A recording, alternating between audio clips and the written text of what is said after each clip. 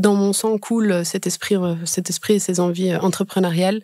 Nous, ce qui nous tenait à cœur, en fait, c'était de mettre vraiment en avant les pédagogies innovantes.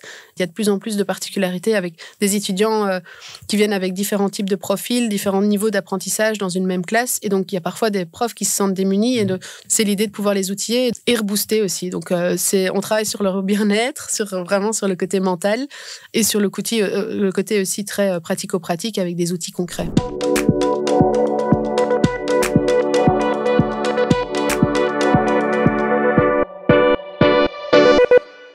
Bienvenue Alexia sur Donne le rythme, très content de te recevoir, un épisode comme tu disais qui a l'air sortir après les vacances, donc j'espère que ceux qui nous écoutent ont passé de belles vacances, s'ils ont pu en avoir.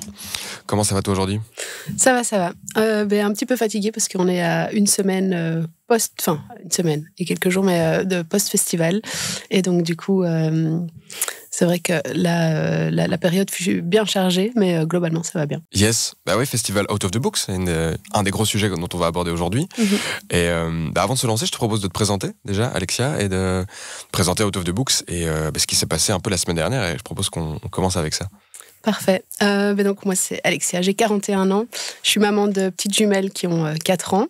Et j'ai étudié sciences éco en sortant des secondaires, sans trop savoir un peu vers où j'allais me diriger. Mais je me suis assez vite lancée après dans tout ce qui était marketing, communication, événementiel, de manière générale. Et puis, je ne sais pas si tu veux que je développe là maintenant, du coup. Bah oui, moi je laisse en général. Parce que la question elle est vaste. Justement, j'aime bien cette question-là parce que je vois comment les gens se présentent. Donc tu te présentes comme tu veux et moi après je piocherai. D'accord. Donc partage ce que tu as envie de parler, mais ce dont tu as envie de parler. Mais j'aimerais commencer en tout cas moi après par un peu creuser Out of the Books et puis peut-être refaire le fil en arrière de ce que tu as fait. Ok. Mais donc du coup, effectivement, je suis assez fort investie dans l'événementiel, dans le milieu événementiel depuis un peu toujours. Ça m'a toujours un petit peu collé à la peau, cette envie de mettre les gens en lien, de les connecter et de créer des lieux en fait où il est toujours convivial et adapté de pouvoir faire des relations. Et Out of the Books est un des projets en fait qui a émergé avec cette même trame, mais que j'ai co-construit avec ma meilleure amie, dont on se connaît depuis une trentaine d'années. C'est ça. Ok. Donc je voyais l'association avec Sophie du coup. Ouais. Voilà. Donc amie d'enfance quoi. Amie d'enfance effectivement, de par le tennis, parce qu'on a grandi toutes les deux dans le même club de tennis.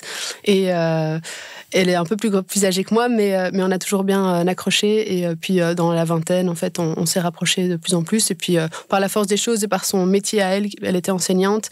Et moi, par cette casquette plutôt événementielle, on a allié nos compétences et on a créé Out of the Books.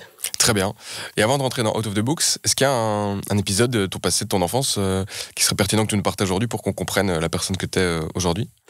J'ai grandi toujours avec cette fibre entrepreneuriale, le business familial étant dans l'hôtellerie. Yes. Et puis précédemment, il y a toujours une partie aussi de la famille, mais qui était très très investie dans tout ce qui est boissons, importation de bière en Belgique et puis développement de nos propres bières aussi. Et donc je pense qu'effectivement, dans mon sang coule cet esprit et ces envies entrepreneuriales.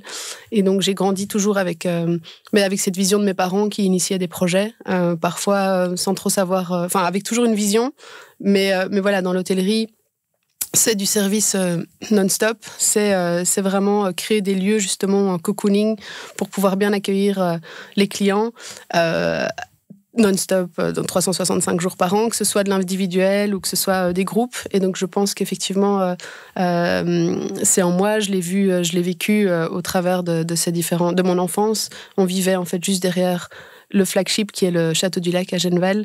Okay. Et donc c'est vrai que j'ai eu la chance d'être immergée dans ce monde de l'hospitalité. Et c'est vrai que si on doit faire un parallélisme par rapport à ce que j'ai vécu quand j'étais jeune et ce que je mets maintenant en place de manière ponctuelle, parce qu'il n'y a pas eu que le festival, mais j'ai créé aussi des apéros after work au bord du lac de Genneval pendant 12 ans, avec de nouveau cette envie aussi de pouvoir rassembler les gens après une journée de boulot, faire en sorte qu'ils se retrouvent dans un lieu mais dingue au niveau de la vue, parce qu'au bord du lac de Genneval, il y a pire, avec un coucher de soleil magnifique, et aussi la possibilité où tant les parents qui sortent du boulot peuvent se retrouver alors entre adultes, ou alors accueillir les enfants, et que ce soit pour tout le monde, quoi, que la famille puisse s'y retrouver aussi. Ok, full disclosure, quand j'ai préparé, j'allais sur ton profil LinkedIn et je vois du coup Martin's Hotel. On dit Martin's Hotel ? Oui, Martin's Hotel. Voilà, je vois Board, et là je fais du coup un lien évident mais que j'avais pas vu, qui était ton nom de famille. Et donc c'est là que j'ai remonté le fil, que du coup c'est ton père qui a fondé la chaîne Martin's Hotel, c'est ça ? Oui, Okay, oui. Très bien. Et juste un an avant ma naissance en fait. Mes parents ont converti. Il faut savoir qu'en fait que le Château du Lac, qu'on connaît maintenant comme hôtel 5 étoiles, servait en fait d'usine d'embouteillage pour Schweppes. Et à l'époque, en fait, ma famille était importatrice de Schweppes et mettait en bouteille en fait à Genneval. Et à un moment donné, l'usine d'embouteillage a déménagé à 5 minutes de là. Et donc, ils se sont retrouvés avec cette grande bâtisse, ce magnifique château. Et donc, c'est comme ça qu'est venue l'idée de pouvoir en faire un lieu de rencontre et une sorte de convention center au départ, en fait, avec des salles de séminaire. Et les chambres sont venues rapidement se greffer à ce projet. Et puis, petit à petit, il y a eu des extensions et on a rajouté des chambres. Et puis, c'est devenu l'hôtel. Bon, trop chouette. Écoute, j'ai plein de questions, plein de sujets qu'on a envie d'aborder, mais comme c'est tout frais, et parle-nous un peu de Out of the Books, finalement. C'est quoi l'objectif du festival ? Qu'est-ce que vous faites ? Out of the Books, donc on l'a créé en 2018. Ouais. C'est parti d'un constat où en fait Sophie, qui était dans le milieu de l'enseignement, elle a été prof en début secondaire. Elle échangeait beaucoup avec moi un peu de ses frustrations, de ses constats et d'un constat surtout. Et moi, je faisais de nouveau le rapprochement avec le milieu de l'entreprise, le milieu corporate, où en fait dans l'enseignement, si on est en formation souvent au sein de son école, dans ses murs, et il n'y a jamais vraiment de mise au vert. Et on a voulu vraiment créer en fait un lieu de rassemblement où on prenait ce recul nécessaire et on se retrouvait au vert. On a commencé comme ça en fait en 2018 à la ferme de Mont-Saint-Jean à Waterloo, donc il n'y avait pas plus bucolique que ça, d'autant plus que la ferme était en train d'être rénovée pour devenir un vrai lieu d'événementiel. Donc elle a grandi avec nous. Et notre volonté, c'était de pouvoir vraiment offrir cet espace de cocooning pour les enseignants, mais pas que au départ, parce qu'on était sur un samedi et un dimanche. Il y avait aussi l'ensemble des acteurs de l'éducation, donc les enseignants, les parents et les enfants. Il y a une politique invitée ou pas ? Des politiques invitées. Oui, par la force des choses, parce qu'on on va toujours toquer à différentes portes et on a toujours sollicité le cabinet de la ministre de l'enseignement obligatoire ou des échevins ou les bourgmestres des villes qui nous accueillent en fait et parce qu'on va toujours toquer à la porte pour pouvoir être soutenus. Donc oui, mais c'est pas le focus, mais ils sont toujours conviés. Et Madame Désir en son temps était venue, elle avait pris la parole. On a eu la même chose l'année passée avec Madame Glatini. Donc oui, mais donc c'est vraiment pouvoir leur donner une bulle d'air en fait où ils ressortent de là outillés et remotivés, boostés. C'est un événement qu'on a toujours organisé au début de l'année scolaire. Les premières éditions, ça se passait toujours le deuxième week-end de septembre, donc c'était très tôt dans l'année. Ah ouais, okay. Et ce qui pour nous n'était pas en fait très simple, parce qu'il fallait pouvoir quand même avoir une communication, mais juillet-août... c'est difficile de capter l'attention des enseignants qui prennent leur break bien mérité. Et donc, c'est vrai qu'on était sur début septembre et puis maintenant, on est sur début octobre. Donc, ça nous laisse un peu plus de marge de manœuvre pour pouvoir communiquer envers ce public cible. Mais voilà, c'était vraiment l'idée de pouvoir être un lieu neutre où on rassemble tous les acteurs de l'éducation, parents, enfants et enseignants, dans un lieu bucolique où ils sortent de leur mur et ils sont formés et outillés. Et toi, qu'est-ce qui t'animait dans ce projet ? Quel était ton rapport justement à l'éducation ? Alors, on était ni Sophie ni moi à l'époque n'étions mamans, donc okay. En tout cas c'était pas, voilà, c'était un projet pour moi en tout cas, mais c'était pas encore effectif. Mais ce qui m'animait, c'était le challenge de pouvoir dire à Sophie, ok, j'embarque avec toi, parce que c'est Sophie qui est venue concrètement avec l'idée à la suite d'un événement qu'on a suivi à Montpellier en fait, qui était un peu dans cette même veine, de pouvoir rassembler les acteurs de l'éducation, mais d'une éducation où on mettait en avant les pédagogies innovantes. On se dit pas concurrent spécialement du Salon Éducation qui a la 31e édition cette année. Nous, ce qui nous tenait à cœur, en fait, c'était de mettre vraiment en avant les pédagogies innovantes et de répondre aux besoins du moment et surtout n'exclure personne en termes d'exposants, parce qu'on a toujours pratiqué un prix très très abordable en fait, pour que des exposants qui parfois sont des parents qui ont créé leur propre ASBL parce qu'ils se sont retrouvés face en fait à des challenges, des problématiques spécifiques quand ils ont dû accompagner leurs enfants pendant leur scolarité. Ils trouvaient pas les outils qu'il fallait et donc ils ont créé leur propre structure, mais voilà, ils sont sur fonds propres la plupart du temps et donc nous on voulait pas les exclure parce qu'à côté de ça ils peuvent de nouveau être utiles à beaucoup plus de parents en étant visibles et au travers de notre événement en tout cas. Ok. Et tu as des exemples de pédagogie du coup innovante dont tu parles, que vous accueillez particulièrement, qui vous différencient peut-être du salon de l'éducation? Alors, non, parce que, enfin, oui et non, mais je veux dire, ce que je voulais dire par là, c'est que par exemple, il y a ces structures-là, là, c'est surtout au niveau des apprentissages pour les enfants à besoins spécifiques, okay. Pour des profils comme des TDAH, donc tout ce qui est troubles d'attention avec hyperactivité et tout ça, c'est vraiment une structure qui a créé un outil qui va permettre à l'enfant d'être plus focalisé. On a aussi plus des approches, parfois oui, vraiment plus des startups en fait, mais qui n'ont pas encore les moyens que de pouvoir être présents sur des événements très professionnels et très avec une, en tout cas comment dire, une structure financière qui demande plus d'investissement à la base. Et quoi, donc c'était dès le début, c'était un peu le format salon, où donc des intervenants pouvaient prendre un stand, aller proposer leurs solutions. J'imagine que tu avais une approche conférence potentiellement avec des talks. Il y avait un fee d'entrée aussi pour les participants. Oui.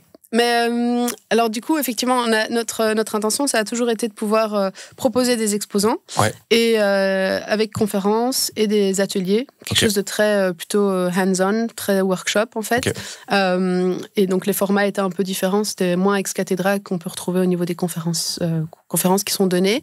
Dans les conférenciers, on a toujours, on a pas mal en fait de conférenciers qui prennent la parole, mais qui sont attenants à un stand qui est représenté pendant le festival. Donc en fait, ces gens ont une structure et à l'année forment beaucoup dans les écoles ou accompagnent en périphérie du scolaire, mais ils sont toujours actifs tout au long de l'année. Et au niveau des visiteurs, oui, on avait un petit fee. On a toujours voulu faire en sorte que pour les enfants, ce soit gratuit. On a toujours fait aussi en sorte que le prix d'entrée soit très démocratique. Voilà, là, on oscille entre 15 et 17 euros depuis le début, en fait, pour une journée complète. Alors, parfois, on a la remarque d'enseignants qui nous disent « c'est cher pour une journée ». Je leur dis, mais parfois, quand vous assistez à une conférence en soirée, en fait, vous êtes à 20 euros pour une heure. Ici, on est à 17 euros et vous avez au minimum 5 conférences sur la journée. Vous avez 80 exposants qui sont à votre disposition. Vous avez 3-4 workshops. Enfin, voilà, je trouve qu'on est quand même vachement abordable. Et alors, on a toujours eu ce focus sur le fait de pouvoir nommer notre événement comme étant le festival, à contrario d'un salon. À savoir que donc, à la ferme de Mont-Saint-Jean, ça se prête d'autant plus, parce qu'en fait, il y avait une partie qui se faisait dehors, sous tente. On a toujours eu beaucoup de chance avec la météo. Vraiment béni à ce niveau-là. On avait toujours un joueur de handpan qui mixait le handpan avec du didgeridoo. Enfin, il y avait une ambiance assez zen, en fait, quand on arrivait, avec le verger à gauche, la cour intérieure du château, de la ferme à droite, et les gens qui circulaient. Enfin, c'était très, très fluide. Et on a toujours aussi tenu, et là même, on a déménagé maintenant depuis 3 ans à la sucrerie à Wavre, où on se retrouve vraiment... et voilà, on est dans une structure très bétonnée, très grisâtre d'apparence, mais on a toujours fait en sorte que l'énergie soit très fluide au sein des exposants, en fait. On ne cloisonne pas nos exposants entre eux, ce qu'on peut retrouver dans la plupart des salons. Il y a plusieurs raisons à ça.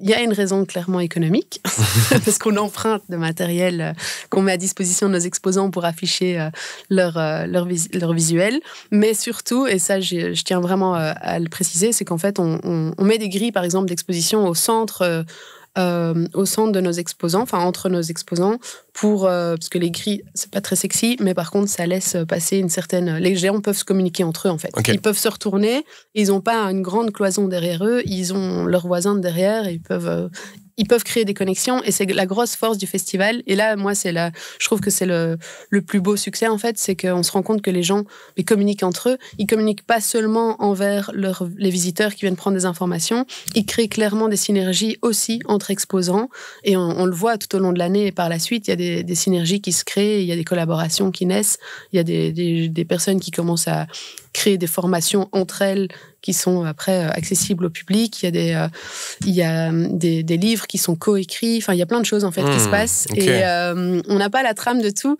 mais quand on pose la question de savoir s'il y a déjà des dynamiques de collaboration qui sont nées grâce au festival, la réponse est clairement oui. C'est quoi le problème initial ou les problèmes initiaux que vous vouliez résoudre en créant ce festival? Alors, ils sont nombreux si on les décortique, mais en réalité, le point phare, et c'est ce que je disais, c'est que dans le milieu corporatif, on va trouver plein de séances de networking, plein d'opportunités pour que les gens puissent se rencontrer, puissent absorber en fait des pratiques parfois qui viennent même de l'étranger, ce genre de choses. Et dans l'éducation, mais moi, de nouveau, j'avais un regard extérieur parce que je ne suis pas du métier. Sophie l'est plus, mais le constat était quand même assez similaire. C'est que il y a peu de moments où les gens peuvent se rassembler venant de différents réseaux scolaires, que ce soit du maternel, primaire, secondaire, du général, du qualifiant, du professionnel et tout ça. En fait, les gens ont rarement l'opportunité de se retrouver et d'échanger. Et donc ça nous tenait à cœur, effectivement, de pouvoir créer ce lieu où on crée aussi de l'empowerment, en fait, d'une certaine manière, parce qu'il y a un des projets qu'on a créé depuis le début qui s'appelle Les enseignants ont du talent. Et c'était vraiment l'idée au travers du festival de pouvoir valoriser le travail et le métier d'enseignant qui est fort décrié dans la presse. Ça, il ne faut pas être dans l'éducation pour pouvoir le voir et l'entendre et le lire. Et donc, c'est vrai que c'est un métier qui est pour l'instant qui est demanding de manière générale en termes de présence tous les jours en dehors des congés scolaires. Ils sont là en classe, puis tout le travail qui est en amont et par la suite. Et il y a une grosse charge administrative aussi qui est venue se mettre de plus en plus avec toutes les réformes qui sont en train de se mettre en place, mais tant pour les directions que pour les enseignants, mine de rien, avec des plans de pilotage, avec des sujets sur lesquels ils doivent se focaliser en équipe. Et voilà, et parfois, en fait, on leur donne les informations, mais ils sont peu outillés pour. Et donc, c'était vraiment pour nous le challenge de pouvoir répondre à ces interrogations et surtout que, comme de nouveau on est en début d'année, de pouvoir les outiller au mieux pour qu'une fois qu'ils retournent au sein de leur école, qu'ils arrivent en tout cas à mettre plus de choses en place grâce à des outils ou des techniques qu'ils auront trouvé au travers du festival, quoi. Ok, donc l'objectif, c'est de valoriser finalement le métier d'enseignant. C'est tout à fait de valoriser le métier d'enseignant, leur proposer une sorte de bulle d'air en début d'année pour la plupart des feedbacks la majorité en fait des feedbacks qu'on reçoit, c'était trop bien. J'ai vraiment repris une certaine confiance en moi parce que là on a confirmé lors d'une conférence ou l'autre confirmé certains propos par rapport à des pratiques que j'exerce ou en tout cas où je cherchais des outils pour je sais pas moi accompagner un enfant les classes sont de plus en plus hétérogènes en fait, il y a de plus en plus de particularités avec des étudiants qui viennent avec différents types de profils, différents niveaux d'apprentissage dans une même classe et donc il y a parfois des profs qui se sentent démunis et de nouveau aussi au travers des exposants, au travers du choix des conférences, des ateliers qu'on leur met à disposition, c'est l'idée de pouvoir les outiller. Et donc, la plupart du temps, oui, ils se sentent enrichis, en tout cas, d'avoir passé une journée au festival et reboostés aussi. Donc, on travaille sur leur bien-être, vraiment sur le côté mental, en espérant qu'ils perdurent le plus longtemps une fois qu'ils seront venus au festival, et sur le côté aussi très pratico-pratique avec des outils concrets. Juste avant de continuer, je prends 30 secondes pour te parler de Yago, mon courtier d'assurance que je recommande depuis des années à tous les entrepreneurs que j'accompagne. Alors déjà, c'est quoi un courtier ? C'est simple. Au lieu de te débrouiller tout seul face aux compagnies d'assurance, eux, ils connaissent le marché par cœur et vont chercher pour toi les meilleures couvertures au meilleur prix. Et Yago, c'est spécialement pour les PME et les indépendants. Ils analysent tes contrats, virent les couvertures inutiles, négocient de meilleurs tarifs et t'expliquent tout sans blabla. Ils ont une plateforme pour tout gérer en ligne, fini les allers-retours par mail et la paperasse par la poste. Et si t'as un sinistre, leurs juristes sont là pour t'épauler. RC Pro, plan de pension, couverture d'équipe, ils gèrent tout ça proprement. Bref, tu te concentres sur ton business, Yago s'occupe de tes assurances. Donc si tu veux y voir plus clair, va sur yago.be, yago.be. Et maintenant, retour à l'épisode. Ok. Alors, à quoi ça ressemblait le tout premier festival ? Ça ressemblait à une gestation de 9 mois déjà. On a mis 9 mois à le créer. Et donc c'était un bel accouchement. De nouveau, vraiment chanceuse avec la météo. On est arrivé dans ce lieu magique. Il faut savoir qu'en fait, de là, on a la vue sur la butte du Lion de Waterloo. Donc, c'est des champs tout autour aussi. Donc, très bucolique. Et ça a une ambiance hyper bon enfant. Alors, c'était assez étonnant parce qu'on avait déjà quand même une quarantaine de structures qui étaient déjà présentes à la première édition, d'exposants. D'exposants, pardon, c'est ce que je veux dire. Oui. Au niveau du... On était sur 2 jours, jusqu'à cette année, on était juste sur 2 jours, le samedi et le dimanche. Après, on avait cette appréhension de se dire c'est la première fois qu'on le crée, clairement, mais qu'on va aller chercher aussi ce public... de parents avec leurs enfants, un week-end. On sait que dans la région, en plus, notre intention, c'était de toucher la région Fédération Wallonie-Bruxelles. Donc, on est sur Bruxelles et sur toute la Wallonie. Mais de nouveau, début septembre, avec une communication un peu limitée et avec nos propres moyens. Difficile déjà d'aller toucher tout le public des écoles. Parce que là, on est peu outillés. En fait, il faut pouvoir leur écrire en direct, essayer de s'assurer qu'ils percutent, qu'ils aient l'info, qu'ils comprennent ce qu'on cherche à faire. Donc, on cherchait un peu à avoir des ambassadeurs dans différentes écoles. Comme ça, ils relayaient aussi au niveau de leurs collègues. Mais il faut savoir que les premières années, en fait, on n'était pas reconnus comme formation officielle. Donc, aller chercher des enseignants à leur proposer de venir en week-end, continuer à se former alors qu'ils venaient de passer toute la semaine en classe avec leurs élèves et continuer par la suite, c'était challenging. Donc on avait une première édition avec plus ou moins 350 visiteurs, mais on était déjà super satisfaites toutes les deux parce qu'on s'est dit, on part de zéro, on est venu avec une idée, on cassait les codes dans le salon, on l'a appelé le festival, et Out of the Books vient de Out of the Box. Alors là aussi, c'est que on l'a joué un peu finement, à l'anglaise, avec cette symbolique à l'anglaise de Think Outside the Box. Mais elle est encore là maintenant, 7 ans plus tard, il y a encore des gens qui pensent qu'on est un festival du livre. Et ça continue de nous jouer des tours au final, parce qu'on a voulu jouer sur le côté original, mais on n'est pas que sur le livre. Le livre est fort représenté, mine de rien. Un des médias, quoi. Oui, c'est ça reste un support. Et là, maintenant... On a de plus en plus de maisons d'édition aussi qui sont présentes et parfois de livres jeunesse, donc des albums jeunesse qui sont ravis d'être là et on est ravis de les avoir. Mais au tout début, c'était vraiment sur les pédagogies innovantes sans avoir la volonté de se retrouver que dans des livres, en fait. C'est justement prendre la hauteur et d'être... Et on voit notre petit bonhomme, quand on regarde notre logo, on est sur un petit bonhomme qui prend de la hauteur avec un télescope et qui plane au-dessus d'une planète, en fait, au-dessus de la Terre, et avec un livre ouvert. Donc, son livre ouvert, c'est un peu son tapis volant, et lui, il prend de la hauteur. Mais donc, je tiens à préciser qu'Out of the Books n'est pas un festival du livre, mais c'est de Out of the Box. Ouais. Qu'est-ce qui était galère dans l'organisation de ce premier festival ?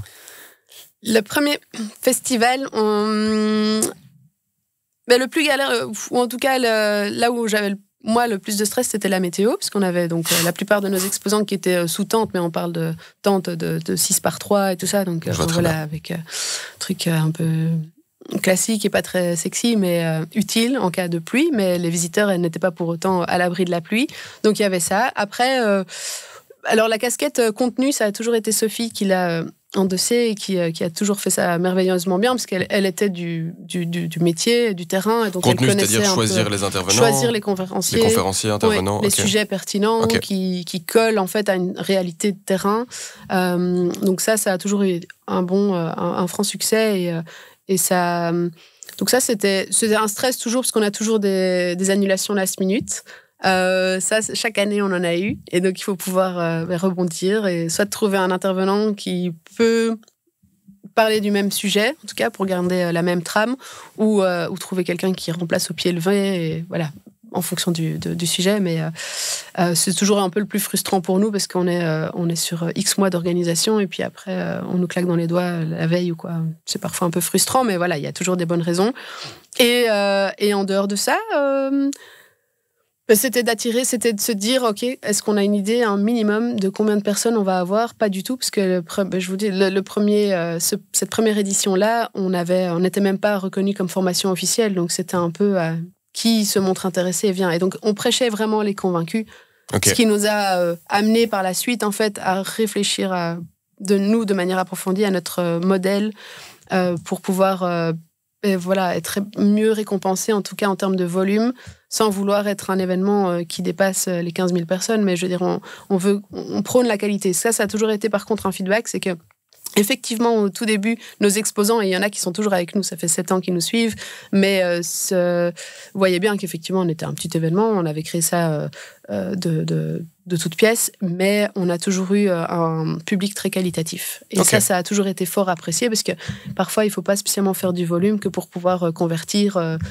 Quand tu dis volume, donc en termes de visiteurs. Okay. Oui, en termes de visiteurs. Donc des deux côtés, j'imagine, parce que pour que eux soient aussi satisfaits, tu dois avoir des bons intervenants et inversement, quoi. Oui, c'est ça, des bons intervenants et des exposants aussi qui sont en phase avec ce que nous, on prône, c'est-à-dire de mettre en avant des approches créatives et innovantes dans le domaine de l'éducation.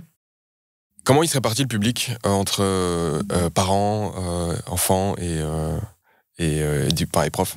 Alors en fait, il y a eu une transition. Donc là, on était sur deux éditions, on avait fait samedi-dimanche, et puis on est passé en vendredi-samedi. Donc on a commencé petit à petit à se dire, OK, on va essayer d'être en hybride, mais le vendredi, on était à ce moment-là une formation reconnue pour les enseignants. Donc en fait, ça veut dire qu'une école peut poser un jour de congé pédagogique et venir avec toute son équipe. Ou alors, ponctuellement, il y a des profs qui s'intéressent et qui veulent s'inscrire tout seuls, mais ils peuvent avoir la validation de leur direction et alors venir eux-mêmes se former pendant une journée. Et par la suite, en fait, là, on a un peu délaissé ce public de parents et de familles. On est passé complètement à un jeudi et un vendredi parce qu'on avait cette reconnaissance c'est un organisme qui s'appelle l'IFPC et ça nous permettait clairement, en fait, d'avoir une sorte de... Ce Graal, en fait, ou une carotte, ça dépend comment on l'appelle, mais parce que au-delà de prêcher les convaincus, on arrivait à obtenir, en fait, un plus large public qui est toujours un peu entre deux et qui se dit oui, qu'est-ce qu'on va aller me mettre encore comme formation. Nous, ici, c'est super...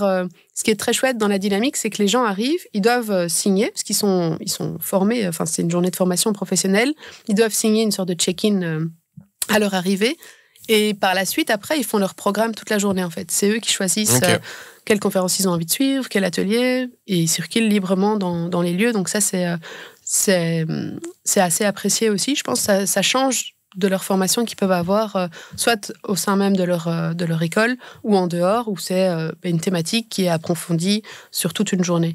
Et donc là, maintenant, cette année, c'est pour la 7e édition, on a rajouté une 3e journée, qui est le mercredi, et qui a été également reconnue comme formation officielle, mais on a mercredi, vendredi, samedi. On a fait cette année, on a fait mercredi, jeudi, vendredi.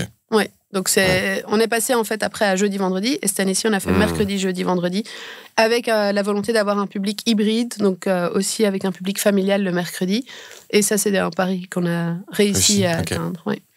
À quel point c'est compliqué d'avoir cette certification au niveau de la formation? Alors là, c'est de nouveau, ça c'est plus... Sophie. Des ressources de Sophie c'est pas mal de papiers à remplir, de justifications à donner aussi par rapport à la pertinence des sujets qu'on va mettre en avant. Alors, pas tant pour les exposants, là, c'est pas spécialement un focus, mais c'est plus par rapport au contenu, au travers des conférences et des ateliers qui vont se donner sur chacune des journées, en fait. Et donc, c'est important d'être pertinent par rapport au challenge du moment. Et voilà, c'est la Fédération Wallonie-Bruxelles qui est derrière, donc ils connaissent les challenges, et donc nous, on essaye de répondre à un maximum et de trouver aussi les bons orateurs qui vont être en mesure de pouvoir soit mettre en avant des outils qui répondront un peu à ces besoins, à ces challenges, ou des personnes qui vont informer sur un tel ou tel sujet, quoi. Ok. D'ailleurs, je me demandais, la cible, c'est enseignement maternel, primaire et secondaire? Ou vous avez fait un focus? Non, il y a toujours un mix. Ok. Il y a parfois peut-être l'une ou l'autre conférence qui aura toujours un focus pro-maternelle ou pro-primaire. Ça dépendra un petit peu des intervenants et des sujets. Ce qu'on essaye de faire, mais c'est toujours d'être varié, quoi, effectivement. Okay. Ça, c'est... Je me pose un peu la question aussi du modèle, et le but du podcast, comme je t'ai expliqué, c'est aussi d'expliquer concrètement comment comment on fait les choses. Et c'est chouette ici d'avoir un projet à finalité sociale, en format ASBL, qui est du coup une autre logique de financement et de construction aussi d'un projet à finalité, à but lucratif du coup. Parce que c'est pas une société à action, il y a un conseil d'administration, il y a des membres dans la ASBL. Comment vous avez fondé ça? Comment ça fonctionne? C'est quoi votre structure de coûts, votre structure de revenus? Est-ce qu'il y a des employés à l'année? Décortiquons un peu tout ça. Alors, il faut savoir que la première édition, on l'a réalisée au travers de ma société. Moi, j'ai une société de management depuis quelques années. Et comme on ne savait pas trop vers où on allait, on ne s'est pas dit qu'on allait tout de suite créer une ASBL et voir quoi. Par contre, on s'est assez rapidement retrouvé quand même, du coup, confronté à des obstacles, sachant que si nous, on faisait des demandes, même auprès en fait de la commune qui nous accueillait ou auprès de la province. On est toutes les deux originaires du Brabant wallon, donc c'est vrai qu'on a un affect particulier à pouvoir rester pour l'instant à organiser l'événement dans le Brabant wallon. Mais ce qu'il y a, c'est qu'eux ne subventionnent pas des sociétés privées. Donc, c'était plutôt naturel ou par la force des choses qu'on a créé la SBL, avec, de toute façon, clairement, ça match avec ce qu'on fait et la manière dont on le fait. On a créé cette SBL en parallèle de nos activités respectives. Ça a toujours été on top de nos activités respectives. Okay. Il y a juste cette année-ci où moi, personnellement, je suis passée maintenant en statut complètement... Je suis redevenue indépendante full. Okay. Avant ça, j'étais toujours indépendante complémentaire au travers de ma société. Ok. Mais tu étais employée par l'ASBL ? Non, par d'autres... Non, par d'autres structures privées. J'avais toujours un boulot full-time, en fait, en parallèle de ça. Et tu avais créé ta société de management pour pouvoir effectuer des prestations de services en tant que... j'ai vu sur LinkedIn, ça fait 15 ans où tu es dans l'événementiel, justement, et tu donnais des conseils. Donc, tu as utilisé cette structure-là, comme tu expliquais, pour le début du festival. Effectivement. Et maintenant, tu faisais le lien que tu avais arrêté ton activité d'employé, était full-time indépendante. Je suis full-time indépendante, mais cette année-ci, là, maintenant, c'est une année de transition pour moi. Donc, c'est-à-dire que ça a été... j'ai mis vraiment le focus sur le développement de la SBL. Ok. Alors, dans l'organisation du festival, voilà, c'est une... Là, maintenant, on est déjà occupé à penser à l'édition de l'année prochaine. Donc, ça reste une structure, une organisation assez costaude. Mais parallèlement à ça, on cherche aussi plus de soutien structurel, en fait, clairement. Donc, ça prend du temps aussi de pouvoir recontacter d'aller toquer à chaque porte au niveau des cabinets ministériaux, mais également au niveau du privé, potentiellement au niveau de la ville. Là, ici, on est maintenant établi à la sucrerie à Wavre et on espère pouvoir y rester. La même chose avec la province. Enfin, c'est beaucoup de démarches, en fait. Et chaque année, on reprend de zéro. Surtout avec le changement politique de l'année dernière. Il faut pouvoir... On a des nouveaux intervenants partout. Donc, il faut pouvoir reséduire pour faire comprendre, en fait, la pertinence de l'existence de notre événement. Surtout, géographiquement, on est assez bien situé. On est dans le Brabant wallon, mais on est sur... C'est vraiment... Oui, mais au-delà de ça, c'est la structure... on est sur l'axe routier de l'E411. Du coup, on a les Bruxellois qui viennent à nous et on a les provinciaux de la province de Liège, du Hainaut, ils viennent tous, en fait, du Luxembourg. C'est important pour nous parce que, voilà, on n'a pas envie d'aller... Il y en a qui l'ont fait par le passé. Je pense que si on devait aller sur Bruxelles maintenant, avec un événement qui se dit régional, Wallonie-Bruxelles, on risque de pas avoir les Wallons qui montent sur Bruxelles. Et donc aucun subside, parce que aucun subside même de la région. Si. Ah ouais, ok, j'avais pas compris. Si, on en a. Si, on en a, mais là voilà, on a dû. C'est à renouveler à chaque fois. On a toujours été sur des subsides facultatifs, en fait. Là maintenant, il y a des réformes aussi au niveau des différents cabinets qui parlent d'arrêter les subventions facultatives et donc de passer sur du structurel. Donc là aussi, en fait, il faut pouvoir montrer patte blanche et montrer l'intérêt de conserver notre ASBL avec l'organisation du festival, mais également maintenant avec nos nouveaux outils, clairement, où on est sur de la formation continue grâce au podcast qu'on a nous-mêmes développé aussi et l'émission de télé Pédagoscope. Ok. Facultative, même si je pense le comprendre, c'est l'idée que, en gros, chaque fois tu dois remettre un appel, tu dois répondre à un appel à projet et que soit tu passes, soit tu ne passes pas, versus un subside structurel où on va te dire voilà, on a une poche budgétaire de X milliers d'euros qu'on te donne, on te donne le même montant pendant 5 ans et tu peux développer ton SBL. C'est ça ? Tout à fait ça, effectivement. Okay. Et nous, on a toujours été sur du facultatif, donc chaque fois, il faut pouvoir remplir le dossier à introduire et puis par la suite, il faut pouvoir justifier effectivement chaque dépense et la raison du... T'as des noms de subsides. Encore une fois, mon but, c'est de pouvoir partager les infos ou si jamais quelqu'un un jour, tu vois, aussi envie de lancer son projet, une ASBL, tu vois, dans le Brabant wallon, quelles sont les sources de financement que vous avez trouvées ? Alors, par rapport à la Fédération Wallonie-Bruxelles, donc au niveau du gouvernement, là, pour le subside facultatif... qui est attenant au cabinet de la ministre de l'enseignement obligatoire. Ouais. On a toujours été sur une quand on recherche, en fait, on cherche subvention facultative. Mais de nouveau, là, il y a une réforme à ce niveau-là, donc il n'y aura plus la même dénomination. Donc, je n'ai pas trop envie de m'avancer là-dessus. Et c'est de manière générale, en fait, pour chaque cabinet qu'on a approché. C'est en train de changer. Donc, on verra pour l'année prochaine ce qu'il faudra faire.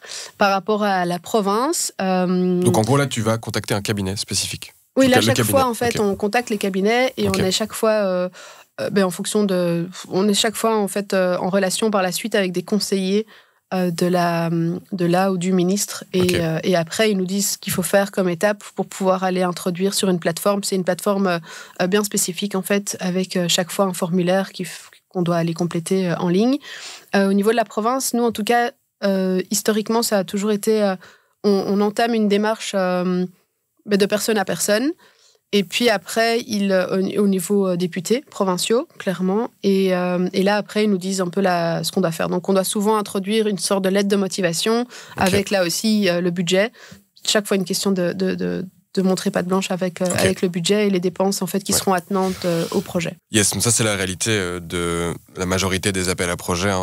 C'est qu'en gros, tu réponds à un appel d'offres, un appel à projet, pardon. Donc, tu dois expliquer comment tu vas dépenser ton argent, dans quel poste. Et une fois que donc, tu vas recevoir, en général, tout ou partie de l'argent ou en plusieurs phases. Ensuite, tu as l'événement et la raison pour laquelle tu as reçu l'argent. Et puis, tu dois faire un rapport où tu dois expliquer et aligner en fait tes dépenses avec les vraies factures. Donc c'est un travail très compliqué. Pour être proche aussi de pas mal de gens dans ce secteur-là, je sais que c'est un métier à part entière. Vraiment, j'ai l'impression que c'est des compétences vraiment folles quand je vois ce qu'ils font pour pouvoir obtenir des financements en tant qu'ASBL. Et tu vois aussi que malheureusement, c'est ce qui va faire que certaines ASBL ne vont pas survivre. Parce que c'est vraiment un vrai challenge. Il faut des compétences, il faut connaître les arcanes un peu de cette mécanique-là et le temps que ça prend déjà de remplir ce truc. Et quand je vois plein de potes où ils ont des deadlines jusqu'à pas d'heure, je fais un bisou Home si vous nous écoutez, encore vendredi dernier, ils ont fini à 22h parce qu'ils devaient remplir un rapport de toute la manière dont ils avaient dépensé leur argent. Et ouais, c'est challengeant. Et ça fluctue en fait, parce que moi, mon budget de début d'année, quand je l'introduis par rapport à tel cabinet, ne va pas être le même en fait que 3 mois plus tard quand je vais solliciter un autre cabinet, et ce sera encore moins le même qu'après événement évidemment. Donc on est sur voilà, c'est fastidieux et parfois je pense qu'on sous-estime cette partie-là. Moi, c'est moi qui m'en occupe et donc oui, je commence à savoir comment ça fonctionne, mais même si j'ai encore des interrogations de me dire waouh, est-ce que là ce que je fais, est-ce que ça pourrait être... est-ce qu'il y a quelque chose qui pourrait me revenir un peu, être reproché ou challengé ou dire non. Et donc, finalement, je tente et puis on verra bien. Mais, c'est du oui-non ou c'est un process du style « Ah, ça, tu dois changer » ou tu peux vraiment tenter, je sais pas, t'as fait une erreur, pas de bol pour toi et... Tant pis, j'ai jamais eu de non. Okay. Par contre, chaque année, et ça depuis le début, j'ai toujours demandé une certaine somme et j'ai toujours eu moins. Donc c'est le jeu, quoi. Donc du coup, voilà. Mais petit à petit, je gravis, on va dire, les échelons par rapport au montant. Okay. Mais on n'est toujours pas du tout à la réalité. En fait, Sophie et moi... alors l'événement, il est break-even et il est positif. Et donc voilà, break-even, on a toujours fait en sorte qu'il soit break-even après même la première édition. Mais tout est relatif, en fait. Il est break-even par rapport aux dépenses qu'on a vis-à-vis de l'événement propre, mais on ne parle pas de notre rémunération là-dedans. Et donc là, c'est beaucoup plus touchy et c'est effectivement un point d'alerte. Moi qui m'a fort angoissée cette année, parce qu'en fait, c'est ma seule source de revenus cette année, clairement. Ok, out of the books. Out of the books. Et donc, là maintenant, j'attends de faire les comptes, de payer effectivement tout le monde, toute personne qui a travaillé pour le projet, parce qu'on a quand même fait appel à pas mal d'indépendants cette année, beaucoup plus que les années précédentes. On a fait toute la refonte de notre site internet, vraiment toute une nouvelle structure. C'est un développeur qui est parti from scratch avec son propre process en fait pour créer notre site internet, qui est magnifique et super efficace, parce qu'on a on a un moteur de recherche pour nos conférences, pour nos ateliers, même pour les épisodes de podcast ou les épisodes de la télé. Enfin, de la télé, oui, de la télé.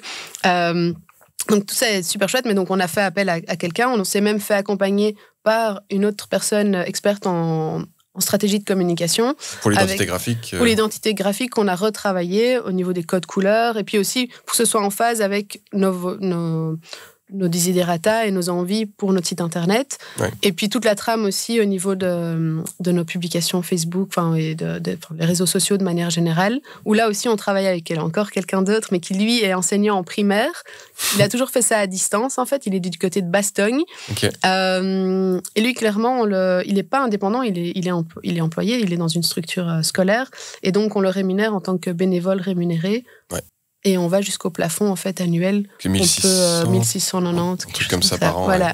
Au cas où, donc voilà, les ASBL peuvent en fait faire des contrats de bénévoles, au cas où s'il y en a d'autres qui sont dans ce domaine-là qui se demandent. Et, avec un plafond, effectivement. Avec un plafond annuel. Donc voilà, bon, évidemment, c'est pas 1690 en one shot, il faut justifier un certain nombre d'heures. Mais donc voilà, c'est du coup one shot et c'est non taxé. Mm-hmm. Et donc, si on prend globalement la structure de coût, à quoi elle ressemble? Si on prend cette année, par exemple. Si on prend cette année, je te disais. Cette année. Ouais. Mais donc, du coup, nous, on a des rentrées au niveau de donc, des subventions. Combien? Tu veux savoir les chiffres? Ah oui, je veux qu'on aille dans le détail. Parce que là, je vois bien que tu tournes, tu m'expliques, mais moi, je veux qu'à la fin, que tu me dises, voilà, ça coûte 300 000 balles, on a 350. On est au-delà des 100 000 euros pour l'organisation de l'événement uniquement. Là, je parle même pas, en fait, de la production du podcast et l'émission de télé, on a vraiment un chouette deal. Et l'émission de télé, elle est absorbée elle est produite par TVcom, qui est la télé régionale du Brabant wallon. Okay. Mais la grande chance qu'on a à ce niveau-là, c'est qu'en fait, d'autres télés régionales peuvent s'approprier aussi le contenu et donc diffuser. Et ça nous fait des petits. Et puis alors, le fait qu'on ait restructuré notre site internet aussi, on a la possibilité d'aller directement cliquer pour voir l'épisode. Waouh. Ok. En fait, depuis le début, moi je te l'ai pas dit, mais là je crois que j'en parle ces derniers épisodes, donc les auditeurs et auditrices vont peut-être se marrer. Mais moi j'ai organisé un festival avec d'autres potes, mais rien à voir avec un festival ni du livre ni de l'éducation, festival de musique électronique fin août. Et c'est marrant parce que du coup on est plus ou moins sur le même budget, 100 000 euros, donc 100 000 euros, mais donc on a complètement des objectifs distincts. Enfin, je me visualise pas à la sucrerie. J'imagine que ça doit être très grand. Vous avez accueilli du coup toute cette année 3000 personnes, non? On est passé au-dessus des 3500, oui. Ouais, donc oui, il doit y avoir du monde. Et nous, c'est un camping. Du coup, il n'y a pas les mêmes infrastructures soudures. Et donc, nous, c'était plus ou moins 20 000 la location. Donc, 45 000, ouais. Ok, donc tes revenus, donc je comprends qu'on avait 30... Et puis après, on a nos exposants aussi, qui contribuent en fait. Oui, je me doutais bien. Donc, tu as plus ou moins la moitié qui est publique. Oui. Et puis après, tu as les rentrées d'exposants et des tickets entre 15 et 17 euros, c'est ça? Les tickets, et puis alors on a notre bar. En fait, le bar, là aussi, on a du sponsoring. En fait, on a très peu de sponsoring cash. On a plutôt des échanges de win-win, en fait. Ouais. On a Daoust qui nous met de la main-d'œuvre à disposition pour le montage et pour le démontage. Et donc, on fait appel à des étudiants de la région qui viennent prester certaines heures pour nous aider à faire le montage. Et là, nous, on reçoit un quota d'heures de prestations de Daoust, donc ça c'est super chouette. Et ça nous enlève une chouette épine du pied à ce niveau-là. Et puis on a Spa aussi qui nous offre des boissons et qui nous permet aussi de pouvoir en offrir déjà. On a chacun de nos visiteurs, en fait, chacune de nos visiteurs reçoivent une bouteille d'eau quand ils arrivent au festival. Dans un sac, on a des goodie bags aussi. Alors voilà, j'essaye de diminuer un petit peu chaque année un peu cette implication-là, mais ça fait toujours plaisir en fait. Tu veux dire pour l'impact écologique? Oui, pour l'impact écologique. Mais voilà, ici, on fait en sorte que les bouteilles qu'on soit recyclées, on est sur du plastique recyclé, c'est aux normes à ce niveau-là, et c'est Spa, c'est une eau belge. On n'a pas été chercher de l'eau ailleurs. Et puis à côté de ça, en fait, on reçoit du coup un volume. Et puis alors, nous-mêmes, Sophie et moi, passons un petit week-end et on se fait accompagner d'amis à récolter pas mal de pommes et puis on va les déposer dans une ferme qui fait la presse pour avoir nos cubis de jus de pomme. Et donc on vend notre jus de pomme au bar directement avec des étudiants qui, eux, sont bénévoles. En fait, pendant le festival, on fait appel à des écoles du Brabant wallon. Donc ça, c'est super chouette aussi. Ça a été mis en place il y a 2 ans. On a des écoles en fait du secondaire, 5e et réto, qui viennent. Ils sont 15-20 par jour et ils viennent assurer en fait l'accueil de tous nos visiteurs. Après, ils prennent position en fait devant chaque espace, chaque lieu de conférence, chaque lieu d'atelier. Ils accueillent les conférenciers, puis ils accueillent les personnes qui viennent assister à la conférence. Ils sont aussi dispatchés au niveau des 2 bars qu'on a. Donc voilà, donc ça c'est aussi, c'est pas une source de revenus, mais c'est une source en tout cas d'économie. Ouais. Et c'est surtout aussi pour nous, ça nous semblait primordial de pouvoir faire appel à des étudiants pour de nouveau les inclure, les faire se sentir concernés aussi, parce que on n'aborde que des sujets qui les concernent, qui concernent l'éducation. Et puis parallèlement à ça aussi, c'est chouette pour les enseignants de voir des jeunes se mettre à l'œuvre aussi. Eux, la plupart sont en option accueil tourisme. Donc c'est une expérience événementielle pour eux. Voilà, c'est directement. En plus, c'est pas loin de la rentrée, donc il y en a parfois ceux qui arrivent en 5e. Pour eux, c'est tout nouveau, parce que souvent, ils ont fait parfois de l'observation sur le terrain, mais pas spécialement de l'action. Et ici, là, ils sont tout de suite baignés dans le bain. Ok. Ouais. Et c'est toi qui vas chercher tous ces deals, tu vois, avec Spa, avec... Ouais, okay. Ça c'est aussi plus ma responsabilité, effectivement, d'aller chercher à gauche, à droite. Alors, de nouveau, j'ai bon espoir pour que l'année prochaine, en fait, on parvienne à trouver plus de sponsors privés, donc voilà, des grosses structures ou même des plus petites, mais qui reconnaissent notre travail, la pertinence aussi de créer un événement comme on l'a créé, pour arriver à avoir plus en fait d'apports financiers et de par le fait qu'on ait créé cette 3e journée le mercredi avec ce côté hybride, avec ce public familial aussi, qui j'espère viendra de plus en plus en nombre les années prochaines, quoi. Et si je creuse encore une dernière couche sur l'aspect un peu tu vois, structure, donc combien tu demandes pour un intervenant en général, tu vois, pour un stand? Alors là, de nouveau, on est j'imagine qu'il y a peut-être un range en fonction de... Il y a un range. Oui, jusqu'à présent, on a toujours fonctionné en plus avec un tarif early bird, mais auquel les 3/4 répondent. Donc du coup, j'étais là, mince, j'aurais bien fait l'effet un peu levier pour prendre un peu, voilà. C'était combien, l'early bird? Mais alors, de nouveau, on dit ceci, on a un tarif ASBL et on a un tarif structure commerciale. Okay. Mais il faut savoir qu'en fait, là-dedans, il y a aussi des ASBL qui mine de rien, sont en ASBL, mais sont subventionnés de manière structurelle et qui ont parfois 15, 20, 40 employés, en fait. Donc, ils sont... personnellement, je ne considère pas que c'est la même... Enfin, qu'on est sur l'équivalence avec la petite structure que j'évoquais tout à l'heure de la maman qui a créé sa structure parce qu'elle a eu du mal à faire en sorte que son fils puisse rester dans le système classique scolaire pendant toute sa scolarité et qu'elle a créé sa petite ASBL. On n'est pas du tout sur le même rapport. Yes. Par contre, nous, du coup, on a juste le tarif qui dissocie ASBL de structure commerciale et on va être entre 600 à 1300 euros. Ok, donc 1000 quoi. On va dire, au niveau de la moyenne, oui. Et tu disais qu'il y en avait combien? Il y en avait 80 cette année. Ok. Et mais la moyenne, c'est une moyenne haute. Moyenne, donc c'est pas médiane, c'est pas la médiane, quoi. Non, parce qu'on a plus de structures en ASBL que de structures commerciales à proprement parler. Bah, donc ça correspond, tu disais, voilà, t'as plus ou moins, j'avais 43 000, donc t'es en rentrée à 45, 50 peut-être du public. Du coup, t'es peut-être à 60 du côté, 70 du côté des stands. Ouais. Bon, j'imagine le bar, ça fait pas énormément. C'était les deux grosses sources. Et puis alors, on travaille aussi avec oui, mais les tickets, de nouveau, il y a une entourloupe, c'est que... mais par contre, au niveau du bar, on a aussi un catering avec un traiteur externe. Et là, on prend juste une commission. Parce que pour nous, voilà, c'est moins de chipot. On va pas commencer à faire... déjà, on n'a pas de saucisses, mais on va pas commencer à faire saucisses choucroute et avoir le staff pour ça, quoi. Et dans les coûts, du coup, toi, tu te payais un salaire Non, il n'y a pas de salaire. De nouveau, ça va être un peu la lump sum qui va rester. Et là, vous allez faire un contrat de travail là-dessus et tu te débrouilles. Et là, en fait. Tu factures à ta société de management. C'est ça. Okay. Et Sophie, elle est en personne physique et donc, du coup, elle facture en tant qu'indépendante en parallèle. Ouais. Mais de nouveau, ça va fluctuer et je ne sais même pas te donner une réponse maintenant parce que ça dépendra aussi combien on laissera dans la SBL pour les projets qui arrivent là dans ces prochains mois, sachant qu'on part en mission au Canada, puis après on part en France. Donc ça, c'est avec une autre enveloppe. Mais début d'année, en fait, j'ai fait en sorte que la SBL puisse être reconnue par l'AWEX. Ouais. L'Agence Wallonne pour l'exportation. Voilà. Et parce que je m'y intéressais et je me suis dit, pourquoi pas. Alors, je pense qu'on doit être les seuls en ASBL chez eux.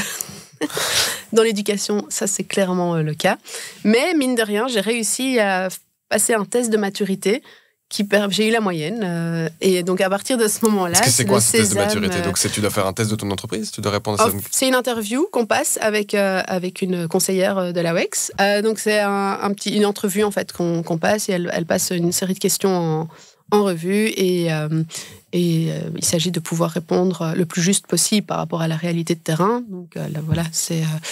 Et après, il y a une sorte de calculation qui se fait et il faut pouvoir être au-delà de... Alors, je sais, c'était plus exactement 50%, enfin, mais en tout cas, oui, ça... La finalité, c'était quand oui, il faut passer un certain score. Et j'ai eu le minimum du minimum, mais on l'a eu. Et donc, de là, en fait, on a commencé à... Enfin, j'ai rempli tout un formulaire pour pouvoir avoir de l'aide à l'exportation, en fait. Okay. Et nous, notre intention, c'est de pouvoir se rendre plus visible, rendre plus visible le festival en tant que tel, bien que le festival est encore très physique. Mais là aussi, il y a dans les projets futurs en fait une volonté autre, c'est de le rendre hybride d'une certaine manière ou de le dupliquer. Mais déjà de le rendre hybride, ce serait pas mal. De rendre en tout cas le contenu des conférences, tout ça accessible de manière digitale, soit pendant le festival, mais en live, je pense que c'est plus d'à propos. On n'est plus en période Covid et tout ça, donc c'est plutôt laisser accès en fait au contenu par la suite sous forme d'abonnement ou de paiement instantané pour aussi pouvoir bien avoir accès. En Belgique, tu veux dire qu'à l'international. Qu'à l'international, oui. Moi, j'ai un doux rêve, en fait, ce serait de pouvoir vraiment avoir beaucoup plus d'implications et même d'échanges, en fait, avec l'Afrique francophone. Okay. L'Afrique francophone, au niveau de l'éducation, de manière générale, avec les enseignants, maternels, primaires, secondaires, mais je pense et même de l'enseignement supérieur, je pense qu'ils ont énormément à nous apprendre. Et puis, nous, on a pas mal de pratiques à pouvoir échanger avec eux. Et donc, voilà, là, on part... Du coup, on a ce budget, en fait, où l'AWEX est prête à absorber 50% de notre budget pour toute démarche qu'on fait vers l'international. Mais pour ça, il faut aussi pouvoir du coup, se rendre sur des salons, des événements. Et donc là, on a pris un stand. On part donc, ce sera fin octobre. Mais donc, ce sera sorti, ouais. Ce sera, oui. Au Canada. Il y a un salon de l'apprentissage au Québec. Okay. Et puis, mi-novembre, on sera à Paris, au salon Educatech. Et là aussi, il y a un petit hub, en fait, où il n'y a que des startups. Et sinon, c'est des grosses structures comme Microsoft, Google. Et il y a beaucoup aussi dans tout ce qui est industriel ou technique de maçonnerie, ce genre de choses. Donc, c'est très, très, très, très large au niveau du salon. C'est pas du tout comme le nôtre. Finalement, le hub startup s'apparente plus à notre festival à nous sur 3 jours que tout l'exposition de Porte de Versailles. Et donc, on y va pour faire connaître le festival, mais aussi, surtout, le podcast et l'émission de télé pour leur donner plus de visibilité. Okay. Ouais. Ok, donc on a le festival. Ce que je comprends, c'est que vous faites ça en fait à la sueur de votre front, Sophie et toi, que le but c'est qu'il soit déjà break-even et dégager un petit peu d'argent pour pouvoir ensuite vous payer. Mais que là, ce que je comprends, c'est que toi tu vis que de ça, donc il y a un enjeu stressant. Et en plus de ça, vous avez des poches spécifiques, notamment pour la démarche d'exportation du projet. Oui, c'est très spécifique parce qu'effectivement, on peut pas aller empiéter sur. Ouais, c'est une poche dédiée. Et en plus, vous avez deux, je dirais. Version peut-être business de le voir, mais assets actifs, en tout cas des moyens de communication que vous développez. D'un côté le podcast et l'autre les émissions TV. Et ça, votre objectif, votre vision, c'est quoi ? C'est un moyen de positionner Out of the Books comme un élément, comme un acteur clé de l'éducation en Belgique francophone et donc même au-delà ? Effectivement, c'est un moyen pour nous clairement de positionner Out of the Books dans ce sens-là, dans le fait de pouvoir donner de la formation continue. Et on s'est rendu compte aussi, en fait, là c'est plus par rapport à ma casquette, alors c'est pas un reproche, mais c'est un constat qui nous était rapporté chaque fois, c'est qu'en fait le festival en tant que tel s'apparente et l'est physiquement à un événement très ponctuel. Oui. Donc les gens en fait ne voient que la surface de l'iceberg en se disant ça va, c'est que 3 jours. Oui. Donc il y a un an de boulot, puis il y a le côté préparation de terrain aussi en amont. Il y a beaucoup de choses à devoir mettre en place pour attirer le public aussi, pour avoir cette reconnaissance avec un contenu de qualité, pour avoir un minimum de viabilité financière quand même. Et donc tout ça en fait se fait en amont, mais c'est pas suffisant apparemment aux yeux de toute personne qui nous aide de manière. On vous donne de l'argent, mais s'il vous plaît, ayez un peu plus d'impact, quoi. Ou soyez plus visible, ou soyez. Mais en fait non, mais dans ce cadre-là, en fait, du coup, on aurait ça nous permet d'avoir une carte à jouer sur le fait de dire mais en fait on n'est pas juste là de manière ponctuelle avec un festival, on est en formation continue. Quand on se rend sur notre site internet, on va permettre d'outiller un maximum d'enseignants qui vont rechercher en fait différents besoins, parce que la plupart des sujets qu'on traite au niveau du festival, on va les retrouver à un moment donné ou à un autre de manière alors plus succincte au niveau de l'émission Pédagoscope, l'émission de télé, mais au niveau du podcast Éducation en mode d'emploi, ce sera à chaque fois des épisodes de 30-40 minutes où on va retrouver pas mal de nos conférenciers qui étaient présents d'ailleurs. On en a profité pendant le festival. Sophie a enregistré plusieurs podcasts sur le festival. On a créé un corner podcast de manière à pouvoir capter en fait l'un ou l'autre conférencier. On en a fait venir 2 de Montréal justement. Okay. Et donc là aussi, ça a un budget de pouvoir les accueillir. Mais par contre, on a toujours fonctionné, dans 98% des cas, sous forme de on vous donne la parole. Vous ne devez pas payer pour la prendre, mais on ne vous payera pas non plus pour vous la donner. Okay. Mais voilà, quand il s'agit de pouvoir se déplacer en avion et loger 1 ou 2 nuits ou quoi dans les alentours, alors là, on se montre généreuse parce qu'on se dit que ça apporte aussi cette vision aussi de l'étranger qu'on vient partager sur le sol belge. Ça fait combien de temps que vous avez le podcast ou la chaîne télé ? Ça fait 1 an. Là, on est sur la 2e édition, la 2e saison en fait de l'un et de l'autre. Mais le podcast est venu aussi pendant la période Covid. Sophie a lancé des lives Facebook qui ont été super fort appréciés. Ça nous a permis de faire grandir notre communauté aussi d'écoute. En fait, sur notre page Facebook, donc à l'époque c'était Festival Out of the Books. Maintenant, c'est passé sur Out of the Books. Comme ça, de nouveau aussi, on n'est pas que focalisé sur festival. On est plus large que ça. Et elle donnait rendez-vous un mardi sur 2 à 20h en live avec des experts. Voilà, on a vraiment eu des pointures qui venaient du coup d'un peu partout.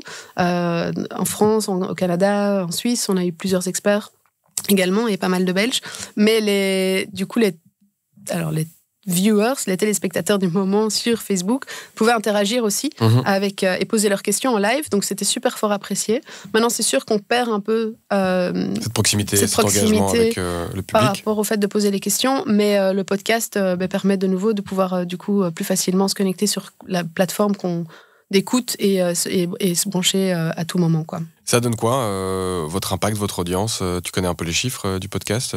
Au niveau du podcast, pour être dedans, je sais que c'est un jeu de plus en plus concurrentiel aussi, de capter l'attention. Donc, je me demandais comment vous vous situiez. Mais ça m'intéresse de savoir ton audience par la suite, du coup. Mais nous, là, alors, j'ai pas personnellement vérifié récemment, mais Sophie l'a fait, je pense. Et on est à un peu plus de 8000 écoutes à savoir qu'on lance un podcast 1 semaine sur 2 depuis 1 an. Mais voilà, on n'a pas fait un gros ramdam non plus. On a lancé petit à petit. C'est de manière organique, surtout. On publie aussi au travers de notre page Facebook. Chaque nouvel épisode, le mardi, il y en a toujours un qui sort le mardi également. Et oui, après, on pourrait... 8000, alors c'est pas par épisode. Hein. Non, c'est 8000 écoutes mensuelles, quoi. Au cumul. Non, même pas. Non, c'est ça. Ouais, c'est très... Pour l'instant, on n'est pas dans le haut du ranking, quoi. Mais voilà, de nouveau, c'est un travail de fond.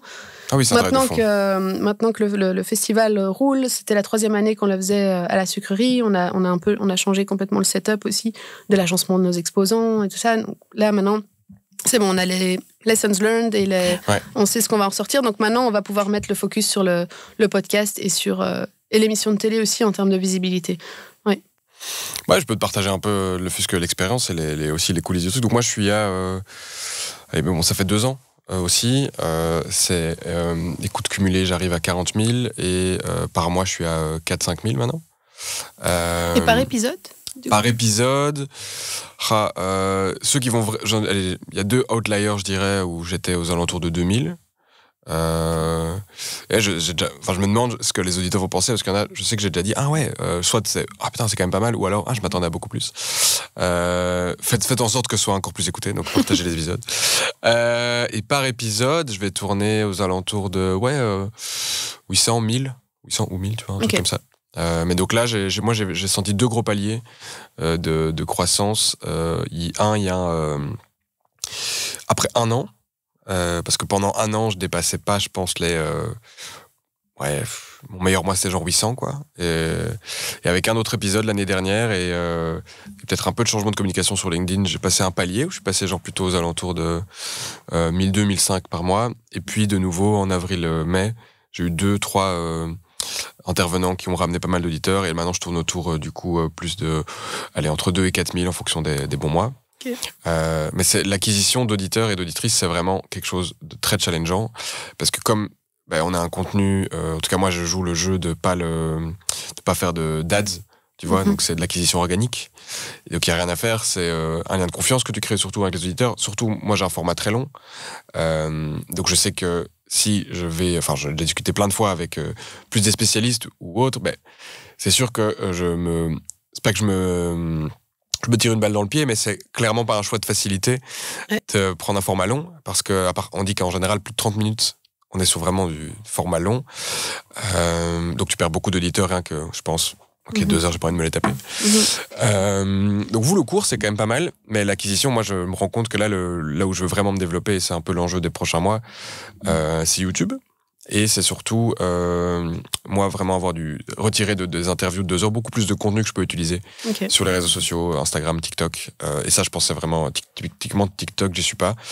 Mais de tout ce que j'ai entendu et compris, je pense que it's time. Et il n'y a rien à faire. Là, donc il y a un enjeu de qualité, ça c'est sûr. Je pense que tu peux pas faire des reels et du contenu qui est juste nul, mais balancer plein. Mais le jeu des réseaux, c'est qu'il y a un enjeu aussi de quantité. Donc, tu vois, je sais que si je produisais, j'invente 9 reels au lieu de 3, probablement que j'augmenterais énormément ma base d'auditeurs. Donc ça, c'est tout un autre jeu et trouver ouais.